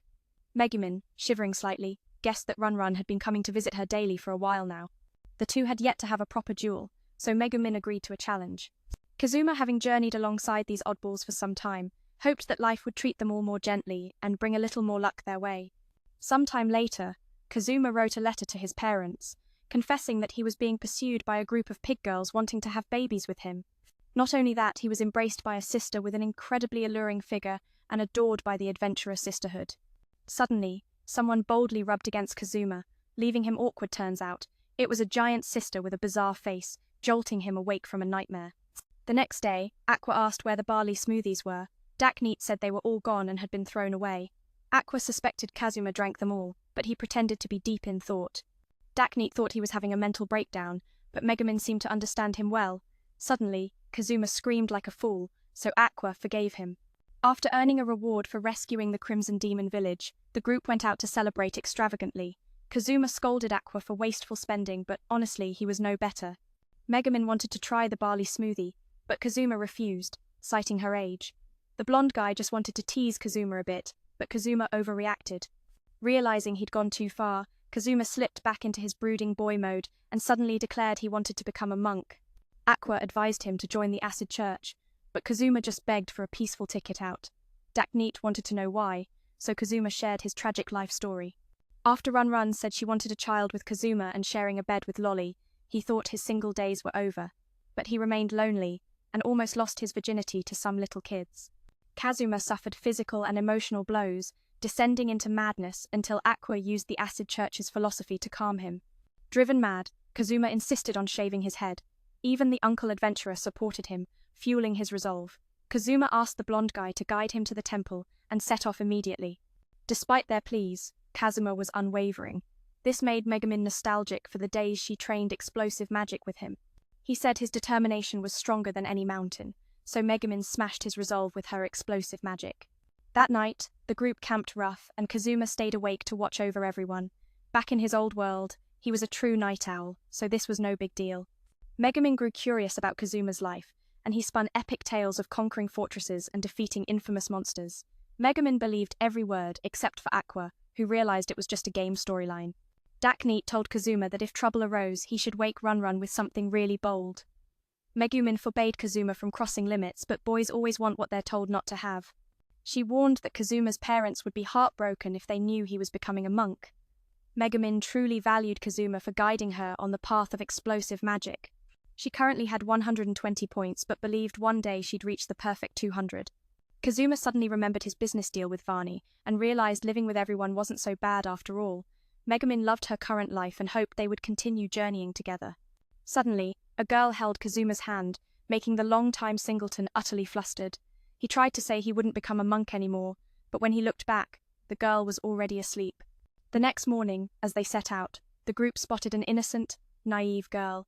Kazuma's keen enemy senses warned she was a disguised monster and extremely dangerous, always pretending to be weak to attract help. The three girls ignored Kazuma's warnings and even treated her wounds, while Kazuma plotted how to deal with the monster. Then he turned around to find that little mackerel had already fallen asleep. The next morning, as they set off, the group encountered a naive little girl, a pitiful sight. Kazuma's keen sense of danger warned him she was a disguised monster and dangerously deceptive, always pretending to be weak to garner sympathy. This little mackerel ignored Kazuma's warnings and went to heal her. Kazuma was determined to deal with this monster. However, the girl's adorable face made him hesitate. Apologizing to everyone, she revealed she was actually the monster, leaving Kazuma unable to act. Suddenly, he recalled something important. While he thought he needed to address his physical urges, Kazuma really wanted to return to advise her not to lure people anymore. Instead, he decided to bring her food from the temple every day. On his way back, Kazuma accidentally saw the true face of the cunning monster. She even faked a cute voice to lure her next prey. Just as Kazuma was about to take a nap, he unexpectedly saw Kazuma and bid farewell. Kazuma decided to return to Axel, and everyone was very happy. Aqua noticed the hammer Kazuma had just picked up looked familiar, but Kazuma didn't want to lend it to her. While both were arguing, money suddenly fell out, making everyone feel suddenly rich. Aqua wanted to order some premium barley smoothie, so Kazuma immediately placed the order because right now he had nothing but money. They also invited Gris to join them, but unfortunately she was busy. Before leaving, she casually took Kazuma's hammer, leaving him struggling all night. No one blamed him. The dark clouds of life always lingered over them. Suddenly, a stranger showed up, sending Kazuma and Aqua into a frenzy, wanting to kick him out. Both ended up getting beaten by him because he was the butler of the beautiful girl. He showed them a letter, and the contents made her go pale. Kazuma stole the letter and learned that Princess Yit wanted him to share his legendary exploits with her. Hearing the butler advise Kazuma to refuse, these three would never pass up such a once-in-a-lifetime opportunity. Kazuma knew the princess was younger than him and would love to call him Oni-chan when they grew closer. The butler persistently advised Kazuma not to go, but he didn't care and insisted she follow his commands. The butler immediately complied and even called himself a lowly pig, leaving Kazuma speechless. Kazuma was left speechless by her ridiculous downgrading act. Afterwards, Dakneet changed back into her usual clothes because they made her comfortable.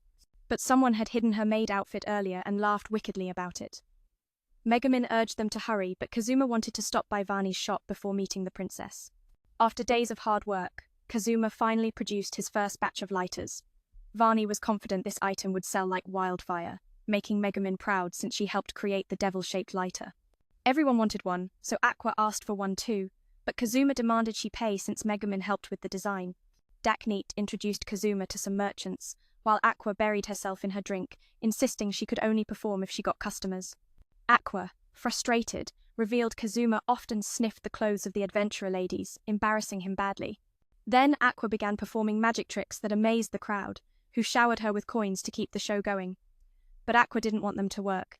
Meanwhile, Vani scolded Aqua for disrupting his business. Aqua argued if she liked it, she'd perform regardless. Their quarrel got so loud that Vani had to announce to everyone that a new product was about to launch. Dakneet had to keep an eye on Aqua, so Vani's sales could run smoothly.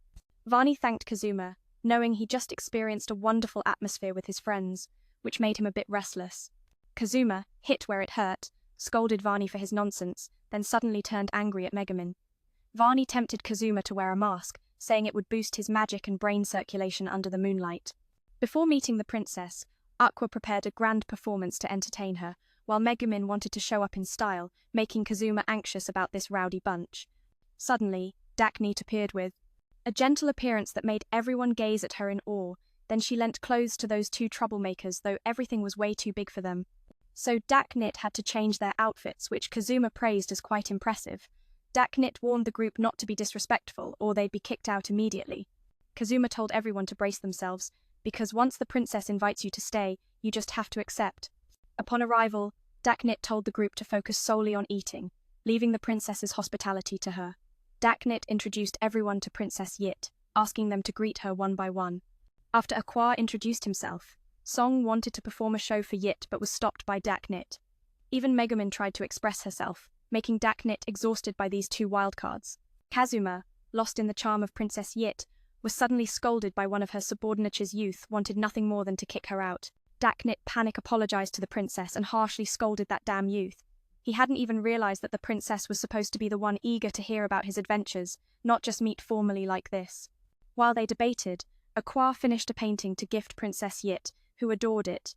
It had been a long time since she heard Daknit talk so much, so she quickly invited everyone to eat. Yit wanted to hear about Kazuma's legendary battles, so the young man started spinning tales, claiming he once used himself as bait to find Sylvia's weak spot. Yit was amazed, having never heard of such a fighting style before. Usually, she only heard about warriors overpowering monsters with sheer strength. Kazuma bragged that he always faced stronger foes, unlike those who just grind every day. Everyone was stunned by Kazuma's unblinking talent for tall tales. The princess wondered what Kazuma did before becoming an adventurer. Fans hyped him up, saying he used to be a guard defending the country but was never recognized or understood. After hearing Kazuma had defeated Kyra, the blonde wanted to see his skill card to verify. Kazuma couldn't show off his bizarre skills, especially those taught by the Lich. Megumin insisted adventurers can't let their skills go to waste and invited Aqua to perform magic to distract them. The blonde suspected Kazuma was hiding something, so Daknit lied that Kazuma's profession was the weakest and he was embarrassed to be seen. Kazuma couldn't reveal he had sneak attacked Kyra. The princess thought he was lying. Using her magic, they avoided the investigation.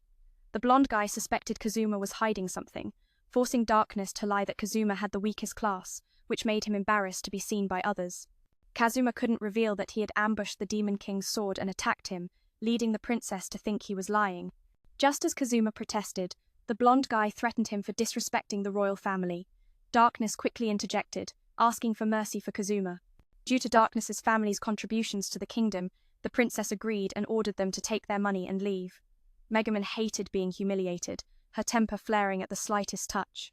But she had to suppress her anger, or else Darkness would be in trouble. Hearing this, Darkness asked her to retract her statement, saying Kazuma wasn't a liar. The princess refused, insisting that Kazuma prove how he defeated Kyo. Darkness playfully slapped the princess, only to get swiftly countered by the guard. Darkness gently told him that Kazuma wasn't obligated to explain, and even if he couldn't, he shouldn't be punished like this. Kazuma saw that the princess wanted to see his skills, so he decided to show off a little. Although the princess claimed she didn't want to watch anymore, Kazuma executed his skill, attempting to take the sword.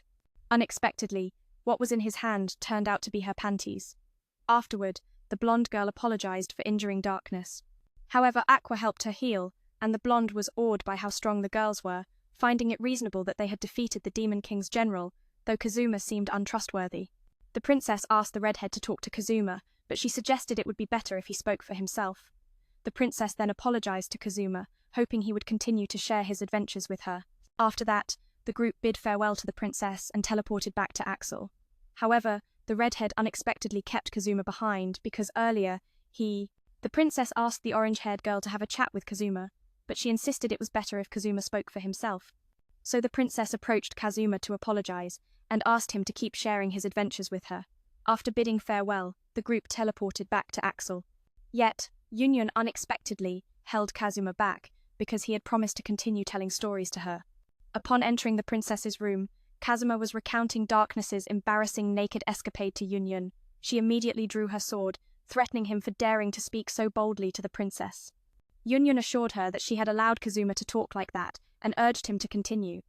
But she warned Kazuma not to fill the princess's head with useless nonsense. So Kazuma shifted to narrate the brutal punishments Darkness faced, but Union refused to let the princess hear that name. Left with no choice, Kazuma taught Union some survival tricks for when swallowed by a giant frog. The next day, Kazuma was warmly welcomed and provided with a luxurious room. Yet, the young man felt uneasy, as if Union had kidnapped him. Union explained this was the first time the princess had ever treated someone this way and wanted Kazuma to stay and keep her company for a few days. She confessed jealousy towards Darkness and hoped Kazuma would agree. Unable to refuse such an adorable request, Kazuma asked Ren to inform his team. Since Kazuma's arrival, Union had been sidelined and even banished by Union herself. Kazuma noticed Union's keen interest in learning and suggested she try opening a school. Suddenly, an alert announced the Demon King's army was attacking, and knights were needed immediately. Union lamented how frequent these attacks made education difficult. Hours later, adventurers successfully repelled the enemy. Kazuma was shocked that even the capital was targeted and felt the desperate need to bring Japanese spirit here. Union thanked him and promised to teleport him home the next day, as this place wasn't entirely safe. Thinking of his comrades back home, Kazuma agreed to return but vowed to come back and tell more stories someday. Union said Kazuma reminded her so much of her older brother and wished he could stay longer, but she understood that wasn't possible. Kazuma kept teasing her to say, "Oni-chan," so he decided to stay a few more days. The next morning, Kazuma woke up like a true noble, with a butler bringing him coffee at the wave of a hand. Being called Oni-chan by Union made him so happy he forgot to dress properly. After that, Union stopped calling him by that affectionate name, which hurt him deeply. Over the following days, they grew closer and waited together for what was to come. They joked around so happily. However, occasionally Yit appeared shy, as if understanding that her selfishness might affect those around her. Even when Kazuma played chess, he insisted she play her best and not hold back. They played until dusk, but Kazuma couldn't win a single game. He refused to accept defeat at the hands of a little girl and was determined to keep playing until, finally, he managed to win his first game at night. Kazuma gifted Yit a small trophy and advised her that she should explore the world more. Yet, every time Yit went out, she needed numerous knights to escort her, making her feel a bit uncomfortable. Kazuma had been there for over a week, and today, Maid Mary was coming to change the bed linens. As soon as Kazuma heard a knock at the door, he dashed out to charm her, only to find it was a group of girls coming to take him back. Daknit told him that Megumin was so worried about him that she couldn't sleep. However, Kazuma resolutely refused to give up this luxurious life. Aqua would not accept that he was enjoying himself while she wanted to live in the palace too. Just then, Yit arrived, prompting Daknit to ask the princess to let Kazuma return to them. Kazuma desperately wanted her to let him stay, but Yit surprisingly agreed with Daknit and wanted to hold a farewell party that night. While Aqua and Megumin indulged in scrumptious delicacies, Kazuma found he had no appetite. Daknit was surrounded by many suitors hoping to become her fiancé. Suddenly, Dap appeared unexpectedly, claiming Daknit had someone more suitable in mind. Many older men remembered Kazuma for the beloved house he had destroyed, which still remained unrepaired. And Dap believed the one worthy of Daknit was the first prince, Gtike, who was leading the army against the Demon King. Hearing this, Kazuma demanded that Daknit take responsibility for him, making everyone think she was a promiscuous woman. Kazuma intentionally provoked Daknit, showing off his overwhelming strength, which left those men in awe. Afterward, Kazuma felt quite frustrated because everyone else seemed to disregard the main character like him. Just then, seeing Yit made Kazuma light up, praising her as the wonderful little sister she was. Yit thought that after tonight the palace would return to its previous quietness, because the one who caused all the chaos would no longer be there. Yit cherished Kazuma because he treated her honestly, without fear or hesitation like everyone else. Even though Kazuma always taught Yit strange things and how to win or lose like a child, she still liked him very much. The time spent with Kazuma in the past days would be unforgettable for Yit. Kazuma contemplated how Yit would continue her royal life like him, wanting to find a way to stay by her side. Yit wished she could be an adventurer, but the royal family possessed a significant amount of magic. Becoming a crusader is no easy feat for someone as powerful as Kazuma or Yit, who would instead embrace the shadows of a thief rumored about in every corner of the realm. Yit revealed that these rogues target only the corrupt nobles, and after each heist, they donate their spoils to the orphanage of the Exit Church. Hearing this, Kazuma rushed to the palace, determined to inform La of his plan to capture those thieves.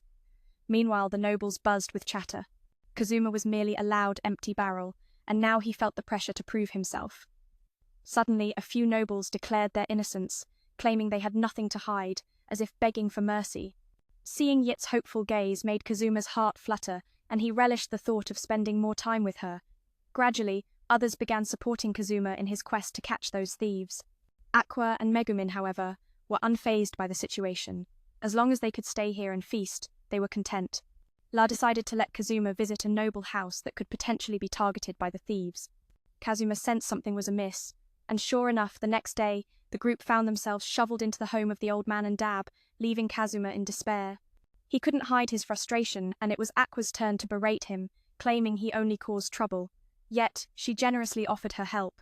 Megumin echoed the sentiment, scolding him but unable to abandon Kazuma. And Dab insisted they rely on the dubious rumors about him, stating it was necessary for their mission. He urged Kazuma not to hesitate and to stay as long as he wished.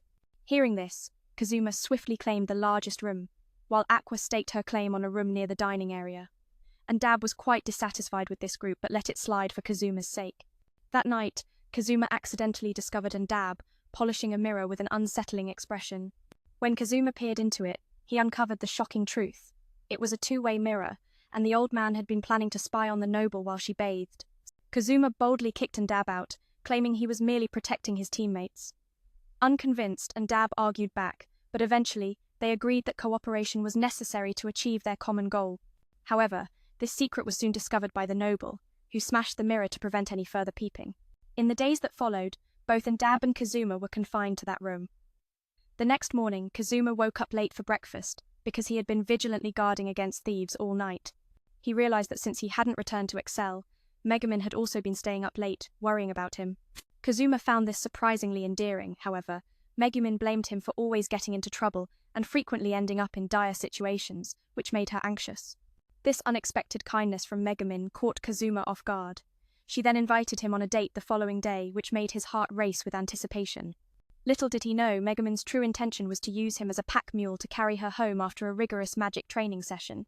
In the following days, Megumin continuously caused uproar in the capital, creating chaos with her explosive magic. Meanwhile, Kazuma indulged in a life of luxury, ordering food non-stop, putting Dab's finances at risk. Dab, realizing the threat of financial ruin, apologized and promised to kick them all out.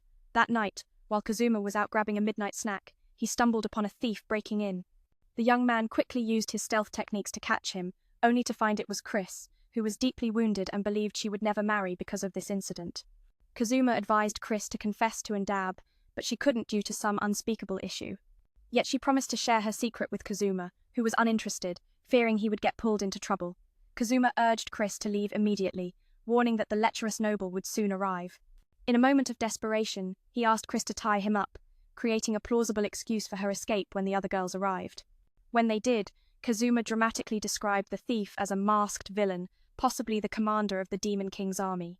It was rare for Kazuma to be tied up, and Aqua revealed that she accidentally damaged his dummy while trying to practice her magic, along with creating chaos in the process. Kazuma felt like exploding with frustration at her antics, but managed to keep his composure, requesting them to untie him. However, both Dab and Megumin cast him dangerous glances when they arrived to witness the chaotic scene. The next day, the group went to the palace to report their failure, and everyone looked down on Kazuma, dismissing him as a mere fool. Yit reminded them that he played a crucial role in stopping the thief, so he shouldn't be blamed. La insisted there was no reason for Kazuma to stay any longer and decided to kick him out. In a twist, Aqua decided to buy a wheat smoothie as a memento, but it tasted far inferior to what they had in Excel. Kazuma shared that the old man Aqua saved had brought meat as a thank you gift. However, he and Dab devoured it all, leaving Aqua with nothing but scraps.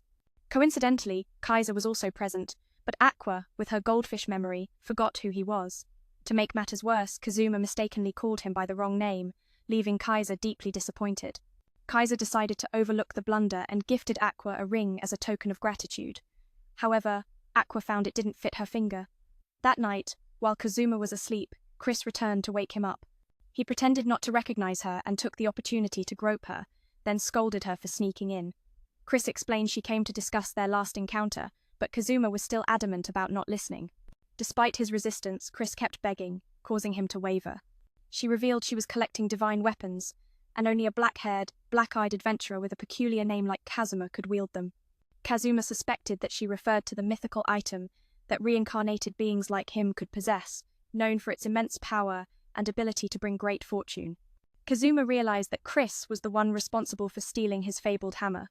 Chris warned him that it was incredibly dangerous and needed to be retrieved. However, she couldn't disclose the reason as the client forbade it. She mentioned that a powerful reaction from the artifact was detected in the palace, and she needed Kazuma's help. Yet, he was reluctant to get involved and threatened to grope her again if she persisted, which made her stop. The culprit who stole Kazuma's lucky hammer was causing trouble. Chris warned it was extremely dangerous and had to be retrieved, but couldn't reveal why the client forbade it. She explained a powerful reaction was occurring at the palace and urgently needed Kazuma's help. However, Kazuma didn't want to get involved and threatened to grope her, which made Chris stop and promise to return the next day. Just as Kazuma closed his eyes, an alert warned the Demon King's army was attacking again. Darkness called Kazuma to join the battle, but he preferred to stay home and sleep, knowing many famous adventurers were defending the capital. Darkness was disappointed, and even Aqua was reluctant. Only Megumin was excited, vowing to unleash her explosive magic to wipe out the Demon King's forces. Darkness felt torn between keeping a reckless fool and begging another who refused to go. Kazuma was annoyed at being disturbed, but figured if he made a big show in this battle, he might get to live in the palace with the princess without much fighting, just a little posing. So he ordered the sisters to march out, making Aqua scream in terror.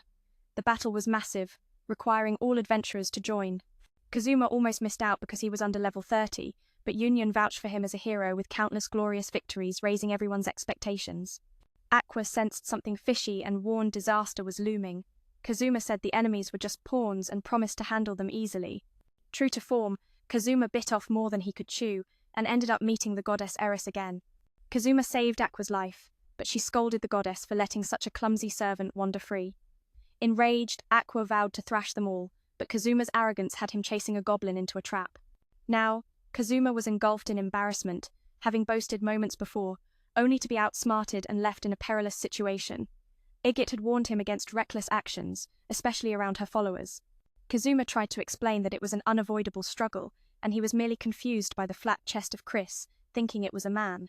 Hurt by his words, Igit demanded an apology, leaving Kazuma fumbling for words, worried about her disdain. Igit teased him lightly, aware of the new girl in his life, leaving Kazuma bewildered about her knowledge. She was playing with him but quickly got serious, asking for his help to retrieve the divine artifact. Upon waking, Aqua couldn't resist poking fun at his previous blunder with the goblin. Kazuma was at a loss, as the artifacts she had given to the reincarnated adventurers had gone missing. The first was an artifact capable of summoning random monsters without cost, but to command them, the user had to sacrifice something dear. The second was an artifact that allowed for body swapping for a limited time. Although the reincarnated adventurers couldn't wield them, their potential could still unleash chaos upon the world.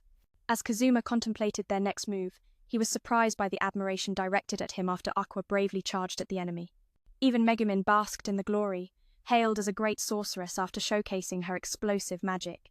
Their audience was eager to see her demonstrate more of her ultimate spells. However, Megumin had to decline, claiming her magic was depleted, leaving her frustrated at the missed opportunity to shine. That night, Megumin longed for the return of her comrades to Axel, feeling a tug at her heart. Just then, the princess rushed in, checking on Kazuma's health and urging him to rest.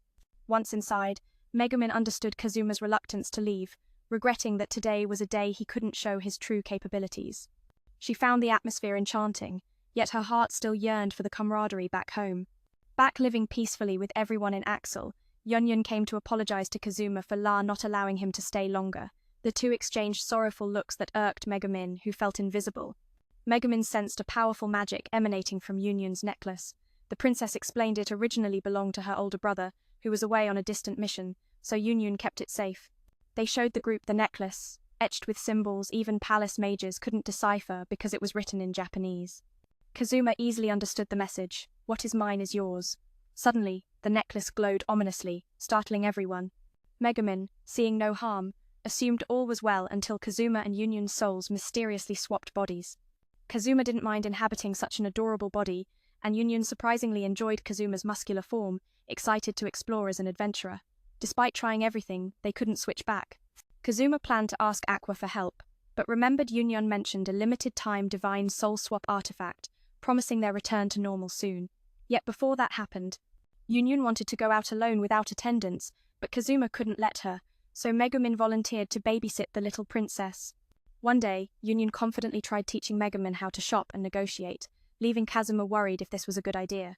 Experiencing such respect from others made Kazuma feel on top of the world, unaware of the soul swap chaos brewing. Megumin even praised Kazuma as amazing, making La regret not eliminating him earlier. Suddenly, Kaiser appeared, face flushed and smitten. Kazuma, never fond of this flashy guy, ordered La to deal with him for daring to touch the princess's head. Sensing Yunyun's strange behavior, Kazuma wanted to know what was going on, but spared her out of respect for La. Kyra was summoned with a simple command, "Young man, hurry up and go." Pretending eagerness, he wanted to meet Daknit to praise her fierce effort in the Labao battle. Daknit was bathing when the young man got all excited, insisting on coming over to scrub her back. He even tried to join Lade in the bath. She just told him to get going and warm up, her scarred face mirroring Daknit's own fierce resolve. When Kazuma arrived, he suddenly grew shy, blushing as Daknit prepared to undress. The scent from Daknit filled the air, mingling with her vibrant spirit that sent Kazuma into complete chaos. Now it was clear why those recruiters were so desperate to claim this divine weapon. This was a once-in-a-lifetime chance, and Kazuma embraced the moment, throwing caution to the wind. Meanwhile, Megumin was struggling to guide Yit, trapped inside Kazuma's body, acting out a skit and getting no mercy in the process. Right at the climax, the body swap magic wore off, causing Kazuma unbearable pain. Then he got a fierce scolding from Aqua, while even Yit's anger boiled over, leaving Ochan feeling disheartened. No one could understand how Daknit ended up with such a useless teammate like Kazuma, and the saint was moved to tears. To make matters worse, La threatened him. Just thinking about it made Kazuma despise her even more. When Chris arrived, Kazuma let slip a secret. He told her about a divine weapon hidden deep inside the palace, though he didn't sense any danger from it. Chris explained that if one side died during a body swap, they could never return to their original form. Depending on how it was used, this power could grant eternal life. Fearing the nobles would come after the weapon, Chris proposed sneaking into the palace that very night. Kazuma even wore Vani's mask to avoid recognition and to look cooler. Everyone wanted to lead this mission, so they settled the matter with rock, paper, scissors. Kazuma lost for the first time and had to obey Chris. She thought the place was too high up, so Kazuma used a grappling hook to help them climb. Masters aren't as good as opportunists, so Kazuma kept pressing close to Chris, making her yelp. Their antics alerted the guards, who started chasing them. Thinking fast, Kazuma created an ice barrier to hold the enemies back. Then Chris spun webs to block their path. But La's troops arrived, surrounding the pair. Chris tried to escape through a skylight, but Kazuma wanted to show off a little since he planned to vanish tomorrow. Memories of fun times with Yit gave him courage to go all out. Kazuma drained La's magic with ease, feeling his energy surge like never before. He dubbed himself the silver-haired thief, siphoning magic from everyone around. Packing up and leaving, Kazuma couldn't help but recall joyful days with Yunyun, deciding to make a bold move. Effortlessly, he drained La's magic, his body pulsating with vitality as if at peak form. Kazuma dubbed himself the silver-haired thief, relentlessly siphoning magic from everyone. Chris wanted to pass leadership to Kazuma, but he declined. Just then, Kai appeared to tame Kazuma, while La prepared to handle Chris. The young man tried to strike Kai's magic sword skill, but Kai fought back. Unexpectedly, Kazuma froze Kai, slicking the floor, then forced him to swallow a mouthful of water. La panicked and sent someone to help Kai, as the two thieves made a swift escape. Kazuma eagerly dashed to Yunyun's room, but froze upon seeing Chris both shrinking like scared pups. Yunyun praised their daring intrusion, declaring in the name of the hero's bloodline she'd show them true strength. Megumin admired the two thieves, calling them cool. Seizing the moment, Kazuma quickly bound them both, yet the pair seemed oddly thrilled. Aqua, though drunk, helped untie them, much to Kazuma's frustration. La's group soon closed in, putting Kazuma in a pincer trap. But the thieves dodged Daknight's sword strikes, joining forces to snatch the sacred relic from Exit Saint. Seeing this, Aqua attacked Kazuma and Chris, sending them on an unexpected scenic tour. Later, Daknight scolded them for hiding the relic's retrieval, but Chris feared exposure would jeopardize Daknight's standing. Kazuma, still uneasy, remembered he took Exit's ring by accident. Daknight warned him to keep it close, like a lifeline, only to be removed when entrusted to a soulmate. Even if Kazuma claimed it was an accident, silence was the price for keeping it. Daknight's words hung heavy. The ring wasn't just jewelry but a binding fate. Kazuma's heart raced, caught between fear and awe of the power he'd unwittingly claimed. Kazuma was cornered, tension thick as La's group closed in like a tightening noose. Yet, with a graceful dance of blades, both Kazuma and Daxnit dodged the strikes, joining forces to snatch the divine relic from Exit. Furious, Exit launched an attack on Kazuma and Chris, gifting them an unplanned free ride through the treacherous Naodu Mountains. Afterwards, Daxnit reproached them for withholding the truth about reclaiming the divine relic, but Gris's silence stemmed from fear. She worried that revealing the truth could shatter Daxnit's standing. Meanwhile, Kazuma's heart pounded. He had taken what he shouldn't, Exit's ring. Daxnit warned him to guard it as if it were his own soul, for it was a sacred token only to be removed when entrusted to one's destined partner. Even if Kazuma claimed he found it by accident and intended to return it, silence would be enforced by death. The next day, Daxnit shared the tale of the divine relics with Yit, who praised her tireless efforts while scolding Kazuma for his usual ineptitude. Yit believed the thieves acted out of loyalty to Daxnit, true heroes in disguise. Megumin couldn't stop admiring the masked man, exactly her type. Kazuma basked in the praise, much to Aqua and La's bewilderment. Even Exit felt moved by the silver-haired thief's deeds, her heart quietly stirring with affection. Kazuma resolved to reveal his identity, only to be stopped by Daxnit. Before the group left, Exit wished to speak with Kazuma, but Daxnit interjected, sensing Yit's special feelings for him, and assigned Kazuma the daunting task of defeating the Demon King. Meeting Yit's hopeful gaze, Kazuma feigned confidence, promising to do his best. Since then, Megumin winced every time Yit called Kazuma Oni-sama. The princess title grated on her nerves. She reminded Yit that she too had an older brother, and vowed to be the one to slay the Demon King. Their rivalry burned fierce, neither willing to yield until Kazuma asked what Yit truly meant to say. She replied the game between them was far from over, beckoning him to return someday for the final showdown. Back at Exit's place, Kazuma threw a tantrum, guessing Yit wanted to stay close to Onisama. But Daxnit cut in, telling him he was delusional and needed a reality check. Meanwhile, La and Jin felt guilty for failing to protect the princess's treasure, though she bore no grudge. The ring carried a sacred pact. The hero who defeated the Demon King would win the princess's hand. Yit hoped Kazuma would cherish it until that day came true. Upon returning to Exit, the group was rewarded handsomely, 300 million for defeating the Demon King's lieutenant, Siva. Praised by all, Kazuma treated everyone to a round of premium barley smoothies. Money in hand, Kazuma and Aqua headed to a fancy restaurant to taste the life of semi-noble elites. Though it looked posh, it was more psychological than luxury, since Aqua swore the wine they drank was top shelf only to find it was discounted. Kazuma exaggerated the deliciousness of the fish dish, claiming it felt like sneaking into his favorite room. The chef looked baffled, and both rated the place 3 stars, telling him to keep the change, though it barely covered the bill. They liked the chef enough to ask for the most expensive barley smoothie the next day, but Kazuma insisted they try a famous restaurant known for mystical ingredients first. Returning home, they stumbled upon a tense moment between Megumin and Daxnit, so they wisely left to give them privacy. Aqua joked about accepting all forms of love and wished them happiness.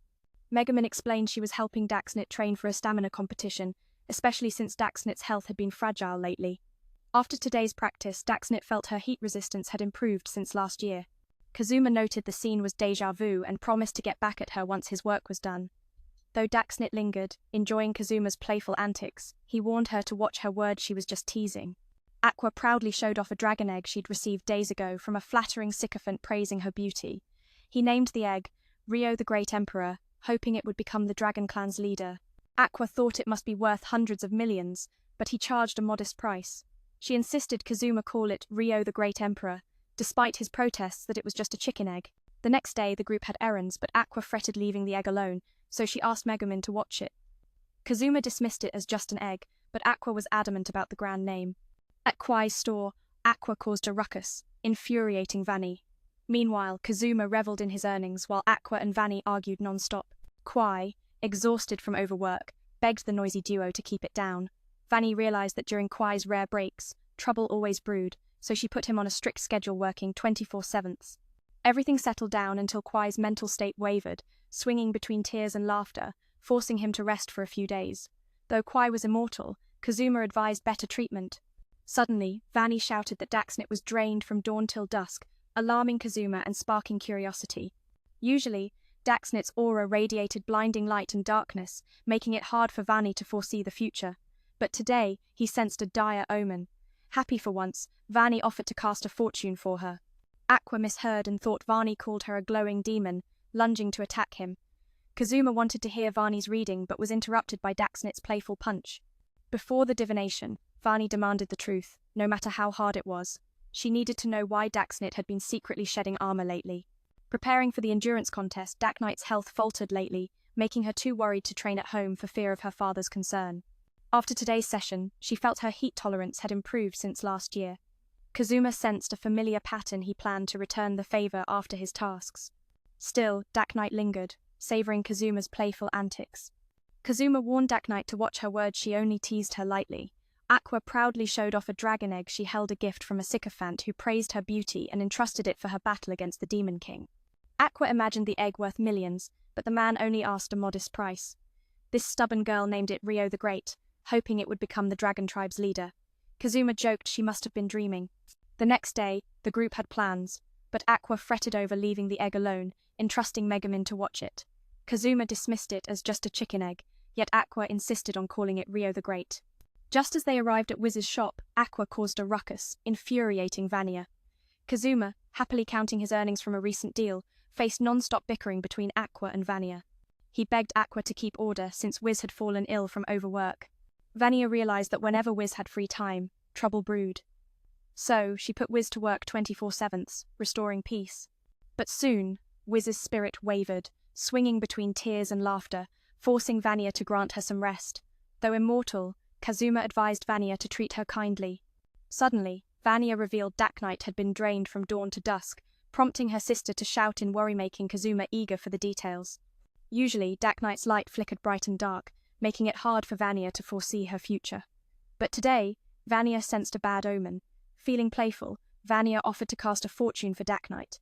Aqua, mishearing, lunged at Vanya, accusing her of calling her a glowing demon. Kazuma wanted to hear Vanya's reading, but Dak Knight punched him into a hilarious mess. Before the fortune, Vanya demanded Dak Knight's honesty, no matter how hard.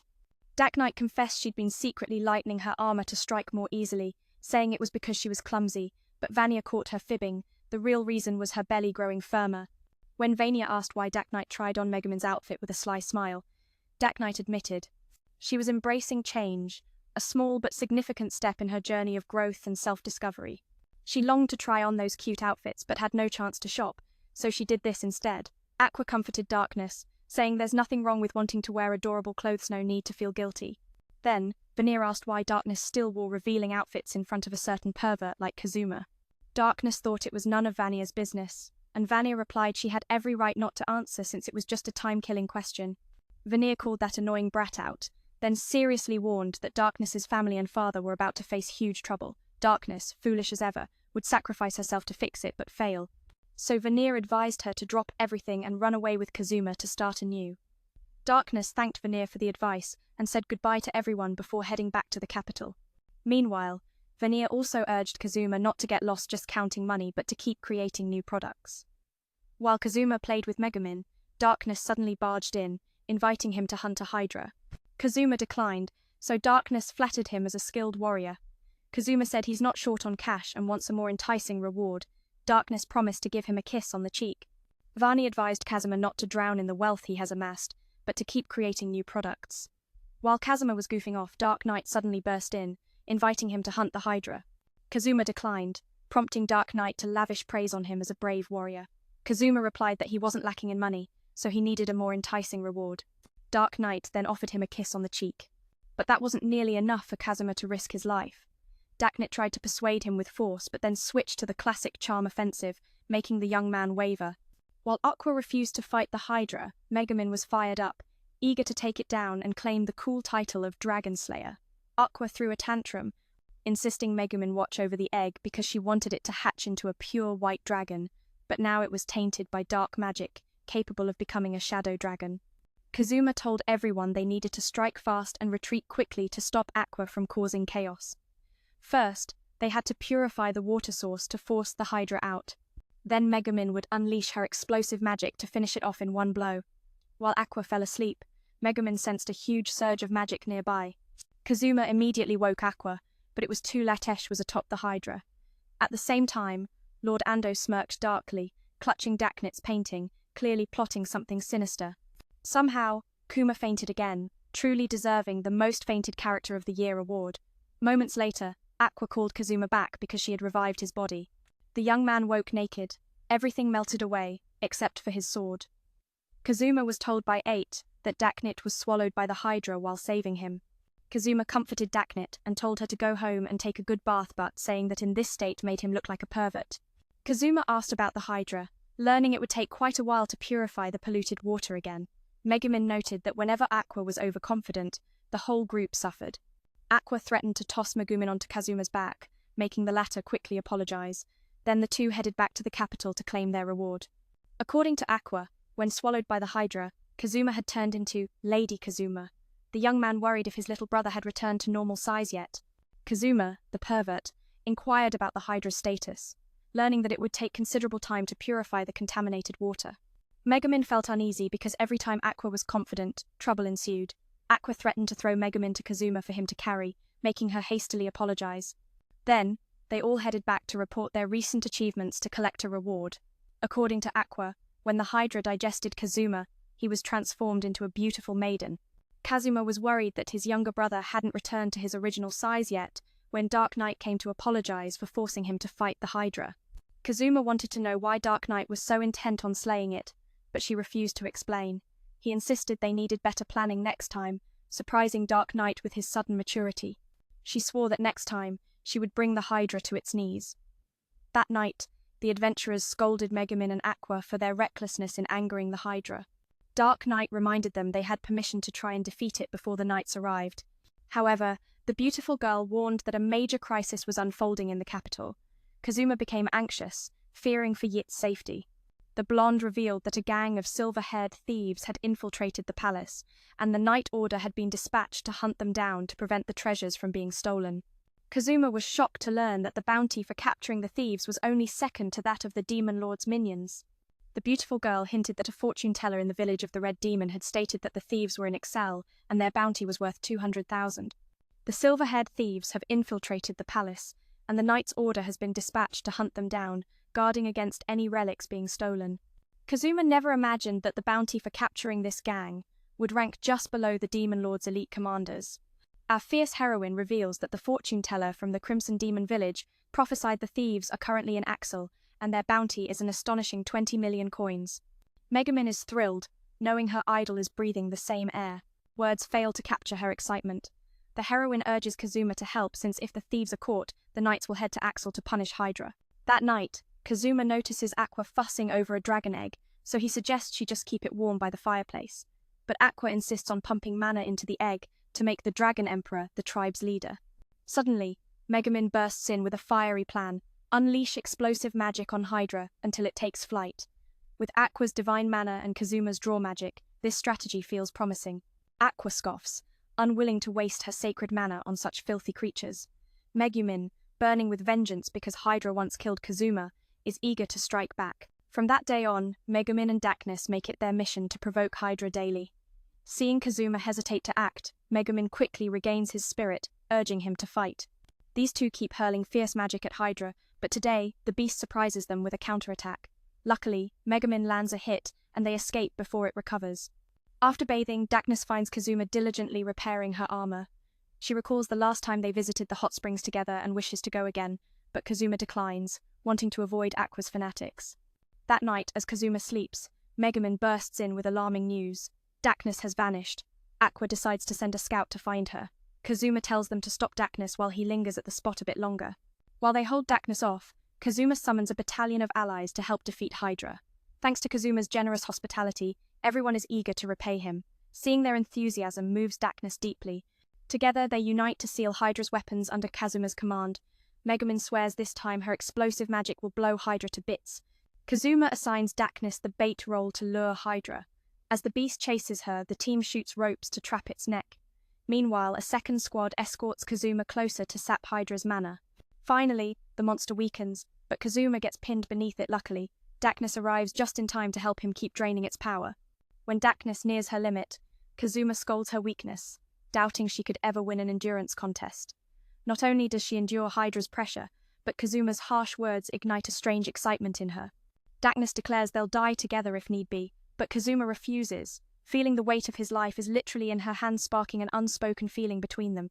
Kazuma receives a chilling letter from Megumin threatening the Dark Soil clan. She warns one of the Demon Lord's commanders will attack the Egit Church on Darkness's wedding day. If they don't postpone the ceremony, she vows to unleash explosive magic as a warning demanding obedience to avoid disaster. Forced, Kazuma apologizes and promises to keep Megumin in check. With an electrifying surge of resolve, Darkness seemed to gain newfound strength, tossing Hydra aside as she aimed to deliver the final blow and claim the reward. But the beast retaliated, attempting to devour her. With a swift strike, Kazuma severed Hydra's head, saving his valiant companion. At last, it was Megumin's turn, as all the mages unleashed their ultimate spells, sealing Hydra's fate. In the aftermath of the battle, the adventurers gathered at the guild to celebrate their hard-earned victory. Kazuma was curious about how Darkness felt after defeating the formidable Hydra. In that moment, her heart brimmed with joy and love for her friends in the town more than ever before. As night fell, they returned home, only to discover that Darkness was missing. Instead, they found a letter in her stead, revealing that she had personal matters to attend to and wished them well in finding her replacement. Darkness expressed her heartfelt gratitude for the wonderful experiences she shared with them. Regardless of what the future held, She vowed to never forget the adventures they had together. Meanwhile, the trio of friends decided to stir up some chaos at Darkness's home to coax her out. The butler advised them to leave, but in response, Kazuma stuffed some coins into his hands, which barely registered. Undeterred, they continued their clamor, eventually attracting the guards' attention and making a hasty retreat. While Kazuma feigned indifference towards Darkness's absence, he busied himself crafting new products. The truth was, her sudden departure struck a chord deep within him. Though he initially denied it, he was clearly motivated by the prospect of earning more money. Kazuma decided to take a stroll but was followed closely by Megumin, who accused him of being a cold-hearted fiend for abandoning his teammate in favor of seeking out new allies. Kazuma felt at a loss, as none of their acquaintances possessed the resilience Darkness did. Upon arriving at the guild, Megumin boldly introduced herself as the great mage known as the explosive magical girl, leaving everyone around her in a state of shock and promptly declining her offer to join their ranks. Megumin reveled in the outcome. Suddenly, the frantic blonde rushed in, pleading with Kazuma for assistance. He revealed that his teammate was caught in a whirlwind romance with a mysterious man, and his worry had him trailing Jane incessantly. Kazuma agreed to help with this delicate situation, and the blonde promised a handsome reward. However, before they acted, they needed to listen in on the unfolding drama. To their astonishment, they learned that a nobleman wanted to photograph Jane using a magical camera. Kazuma figured it was simply a harmless request, but his smile faded when he discovered the nature of the photograph was far more scandalous. Fired up, the blonde nearly charged at the nobleman, only to be stopped by Kazuma. As the two individuals enjoyed tea and conversation, the duo prepared to sneak inside, ready to uncover the truth behind this troubling situation. Spotting a sizzling hot bikini, she immediately slipped it on and posed for Kazuma to snap photos, determined to haunt that noble for life. "You dare to try? I dare to shoot." And so, she unleashed a barrage of unforgettable poses, leaving the two boys in stitches. Just then, Jin and the noble returned, witnessing the wild scene unfold. Jin casually tossed the situation into the noble's hands, and with a smirk, left with Kazuma. In a flash, the noble sprang to his feet, ready to retaliate against Jin. She had tried her hardest to refuse, yet somehow, here she was in that scandalous outfit. Meanwhile, the noble was over the moon, relishing the view of Jin's enticing figure, boasting that he was well versed in handling royalty and nobility. This was nothing. Little did he know, he was moved to tears, thanking the divine. Jin's words danced around while the noble interpreted them entirely wrong, showering gratitude upon the goddess. With a dangerously intense gaze at Jin, Jin revealed that he had indeed fallen for her. So, she had to negotiate with that noble for something deemed impossible. However, all her efforts were in vain as Jin willingly walked into the lion's den. Kazuma could hear her cries. But he shrugged it off, thinking, "I know nothing. This brotherhood may just stand the test of time." On their way back, Jin intended to discuss the noble, but Kazuma, wanting to avoid complications, refused to listen. However, Jin mentioned the town was abuzz, with news of Jin's impending marriage to an old man, prompting Kazuma to plead for all the details. He rushed back to inform the girls, only to find Aqua nonchalantly stating the truth. Vani chimed in, claiming the guy often deceives others, but this could not go unchecked. They needed to confront Jin for clarification, before Kazuma stealthily snuck into the mansion. Aqua had equipped him with a few skills for emergencies, even granting him the magic to become a comedic performer, but he thought that was unnecessary. Kazuma instructed everyone to return to the mansion and await good news. With ease, Kazuma slipped past the guards and successfully infiltrated. He even mimicked the voices of two guards, surprisingly pulling it off thanks to the comedian skill Aqua had bestowed upon him. Overjoyed, he resolved to apologize to Jin upon his return. Kazuma made his way to Jin's room and pretended to be someone else, announcing that a person named Kazuma wished to meet her. He even threatened to reveal 7,749 of her embarrassing secrets if she refused. He continued to tease about Jin's six-pack abs and her trying on Megumin's outfit, which made her giggle. Finally, Jin could take it no longer and burst out, opening the door to find none other than Kazuma. Thankfully, he managed to cover her mouth before she could scream, otherwise it would have been a disaster for them both. Inside, Jin promised to keep quiet as Kazuma released her. Yet, she unexpectedly yelled, drawing all the guards to the scene. Kazuma, pretending to be Jin, explained he was playing a stimulating game and accidentally shouted. Jin, hearing this, twisted Kazuma's arm, causing him to emit some rather sensitive sounds, leading everyone to misinterpret the situation and leave. Jin predicted that the household staff would soon refer to her as the drenched lady. Oddly enough, she felt content with that. She explained that when a noble is in debt, they must offer their daughter to the creditor. Thus, Jin had been fasting for days, weakening her body, Kazuma realized that her eagerness to eliminate Hydra was to clear her debts, yet he had used those funds to treat everyone. He wanted to help Jin repay her debts, but she refused, opting for self-sacrifice instead. Jin didn't want to waste her first time on that old man, wishing to share it with Kazuma. However, Kazuma remarked that her abs were far too impressive, leading to her punching him and distorting his face. Their bickering attracted the guards, who rushed in to see what was going on. Kazuma had to pretend to be Jin, claiming he was stark naked and forbidding them from entering. Jin then proceeded to beat Kazuma like a child, ordering everyone to apprehend the intruder. Kazuma quickly activated his stealth skill to escape. Jin threatened to expose him if he didn't show his face, warning him that if she caught him, he wouldn't return come spring. In the chaos, Kazuma accidentally stumbled into Jin's father's room, where he was caught.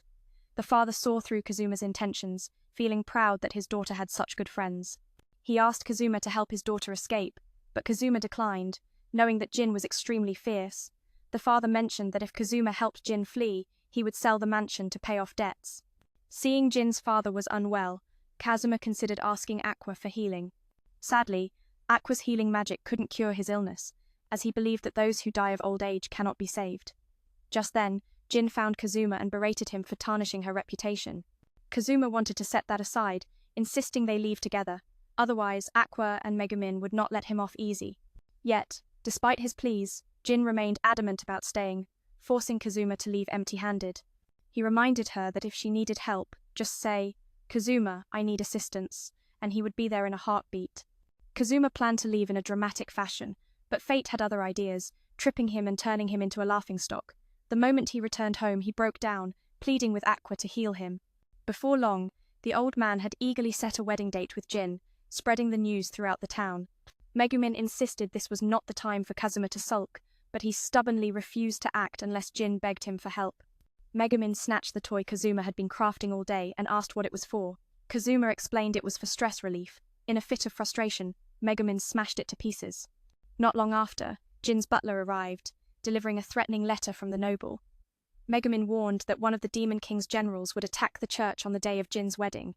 If they didn't postpone the wedding, she would unleash devastating magical attacks, and they wouldn't want to deal with the aftermath. Kazuma had no choice but to apologize and promise to keep the troublesome Jin in check. After all the chaos, Megumin decided to stir things up further by causing a scene at Jin's house, prompting Kazuma to intervene and quell the 12 warlords. Everyone started tossing money at Aqua for her performance, but she refused to accept it, stating it was merely a strategy to lure Jin out of hiding, and began wailing loudly, forcing Kazuma to drag her back. After Megumin's chaos, Aqua storms Darkness's home, opening a central circus to cause a ruckus. Kazuma must quell the rebellion of the 12 warlords. Everyone eagerly throws money at Aqua to keep the show going, but the diva refuses payment, revealing this is a tactic to lure Darkness out. She then screams wildly, forcing Kazuma to drag her away. Days later, Megumin returns utterly drained, and Kazuma nourishes her with a hearty meal. Seeing Kazuma refuse to rescue Darkness ignites Megumin's fierce scolding.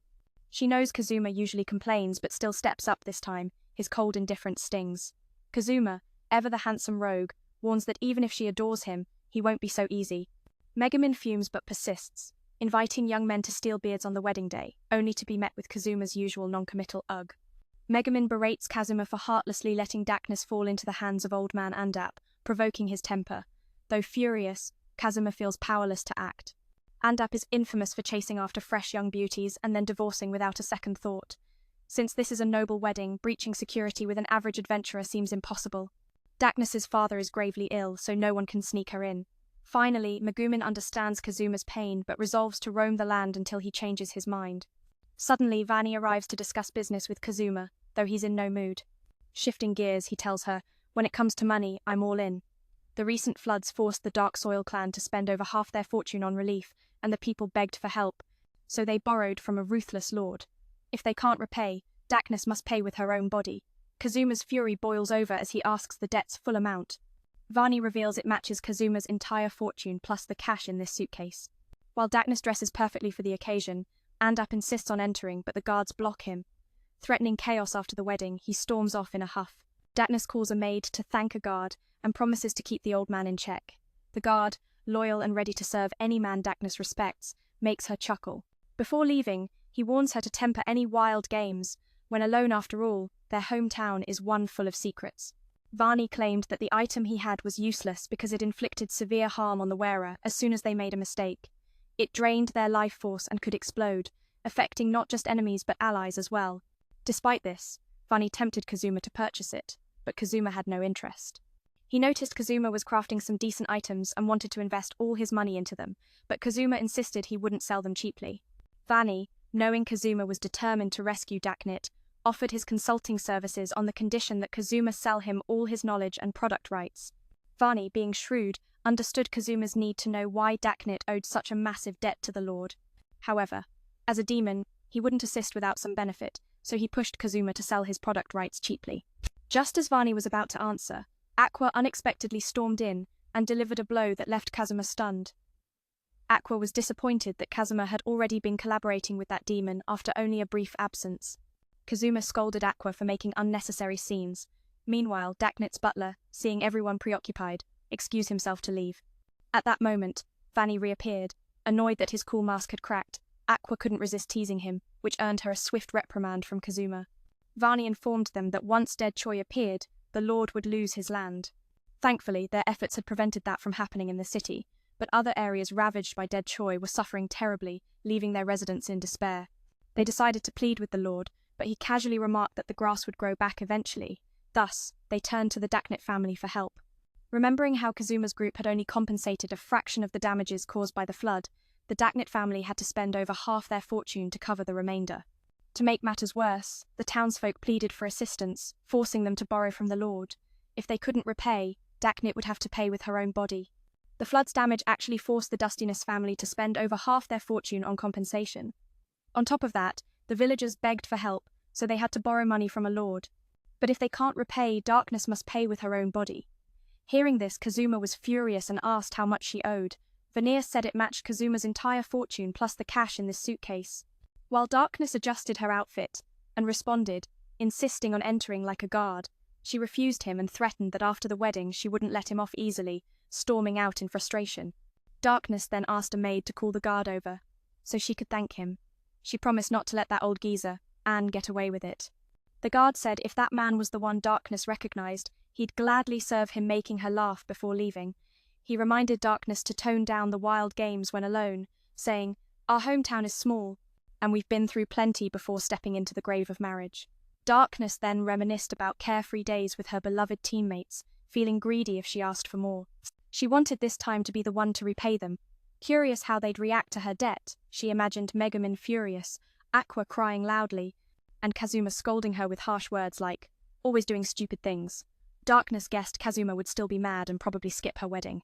He said if that's the man Daknit acknowledged, he was ready to serve her, making her laugh before they went. The guard reminded Daknit to tone down the exciting games when alone, as it would be a shame to bring their past to the grave before stepping into the altar of marriage. Daknit reminisced about carefree days with beloved teammates, feeling a greedy longing for what they could provide. This time, Daknit wished to repay them. Curiosity bubbled within him about how everyone would react to his debt. Megumin would surely be furious, while Aqua would likely cry out in despair. Kazuma would probably scold him with remarks about being foolish. Daknit guessed that the latter would still be annoyed and might skip his wedding altogether. Setting aside those precious memories, Daknit began to walk down the aisle, surrounded by countless admiring gazes. The officiant, disguised as Aqua, couldn't stop teasing, while Ndap, the old man, was advised by Daknit to quickly return, taking advantage of Ndap's irritation. Kazuma rushed in, stealing the spotlight and the moment of glory. Daknit urged Kazuma not to act foolishly, warning that nobles would throw him out. Kazuma retorted, telling Daknit not to take on his debts casually. If he liked the young man, he should just say it outright. The youth's anger escalated, making Daknit, the girl, shed tears like rain. And Ndap revealed Daknit's debt had reached 2 billion ite, warning that if he couldn't pay, he wouldn't leave with the girl. Kazuma immediately pushed over the vase that contained the 2 billion ite. Onlookers rushed to collect the scattered money, leaving Ndap dumbfounded.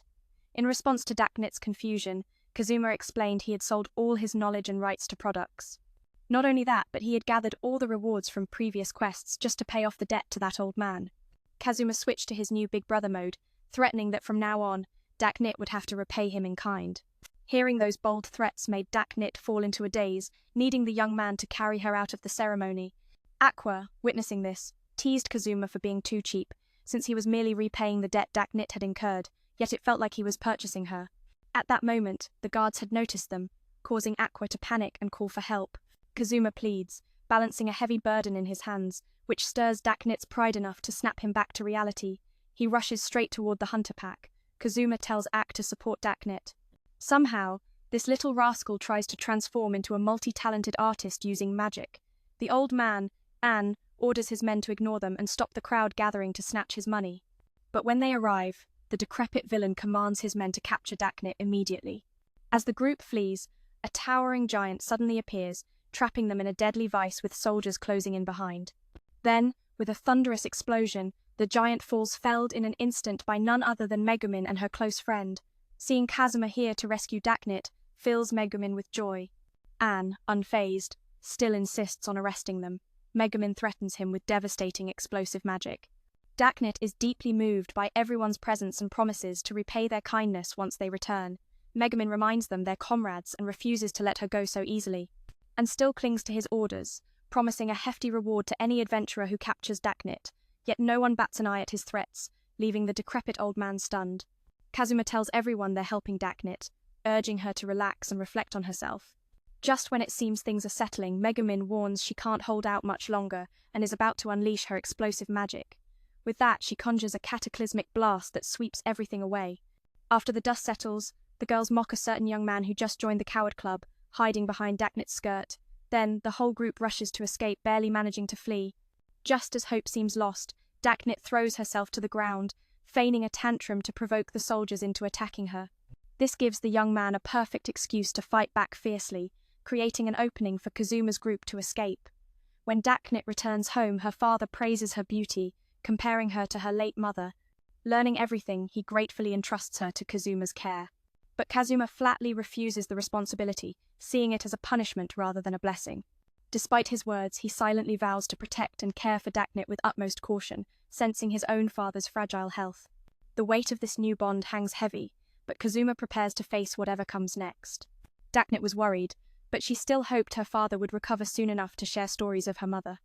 Just as he was on the verge of passing, Aqua unexpectedly used a sacred spell to paralyze him. Aqua revealed that Daknit's father had been cursed, and she had just lifted it. Meanwhile, Andap was angrily scolding his subordinate for the curse on Daknit's father being broken, leading him to order a distortion of the truth for his benefit. However, he failed. Andap pulled out a divine weapon to threaten Matt, demanding he bring Daknit back. Just then she appeared, making Andap ecstatic, but it was actually the demon Vani disguised as her. He stood frozen for 5 seconds, as Vani gave him a sense of déjà vu. Vani approached Matt, greeting him and suggesting he return to hell, but Andap disagreed since Matt was his servant. Vani informed Andap that Matt was a prince of hell and he was lucky. Had a worse demon returned, Andap would be in dire straits. Vani revealed that he had orchestrated Kazuma's debt repayment and shared all of Andap's misdeeds with Kazuma, which infuriated Andap. Now that Andap was powerless, Vani decided it was time to take Matt back to hell. Before leaving, Matt had to fulfill the contract by breaking Andap's arm, forcing him to surrender all his negative emotions. Vani commented that Andap's lifespan wouldn't be enough to pay off his debts, which only fueled Andap's fury, becoming a catalyst for Matt's satisfaction. The next day, Daknit informed the group that Andap had gone missing, along with the disclosure of his wrongful acts, leading them to believe he had fled. Daknit suspected that the person who sent the divine weapon to swap the bodies with Princess Yit was also behind Andap's schemes. Yet, in the midst of misfortune, they found a silver lining. For now, they wouldn't need to rush to escape. Seeing Daknit hesitant to enter her house, Aqua shared with Megumin that Kazuma had paid for Daknit. Suddenly, Daknit apologized for her foolish behavior. Aqua and Megumin encouraged her, letting her know that the money Kazuma spent would be compensated by the confiscated assets of Andap, leaving Kazuma shocked. Aqua then asked Kazuma to buy them a beautiful penthouse, while Megumin wished for a new cloak, though she wanted some lace. Daknit still felt uneasy about the letter requesting to leave the group, so Kazuma planned to negotiate a bit. However, he was interrupted by Megumin and Aqua, who insisted that they didn't care about that. Despite their reassurance, Daknit followed the rules and formally requested to rejoin the group, which everyone agreed to. Following this, Kazuma was interrogated by the girls for sneaking into Daknit's room at midnight. He explained that Daknit had also been the one to keep him there, surprising Aqua with the revelation that Daknit was quite the proactive character. As now turned back, Megumin and Aqua interrupted, revealing they hadn't paid much mind to it. Despite their reassurances, Daknit still followed the rules and asked to join the group once more, and everyone agreed. Meanwhile, Kazuma faced an interrogation from the Sisterhood for sneaking into Daknit's room at midnight. The young man recounted how Daknit had insisted he stay, revealing a surprising twist. Daknit was actually a damsel in distress. Even Megumin felt disappointed, realizing that no amount of diving into the Yellow River could wash away Daknit's sins.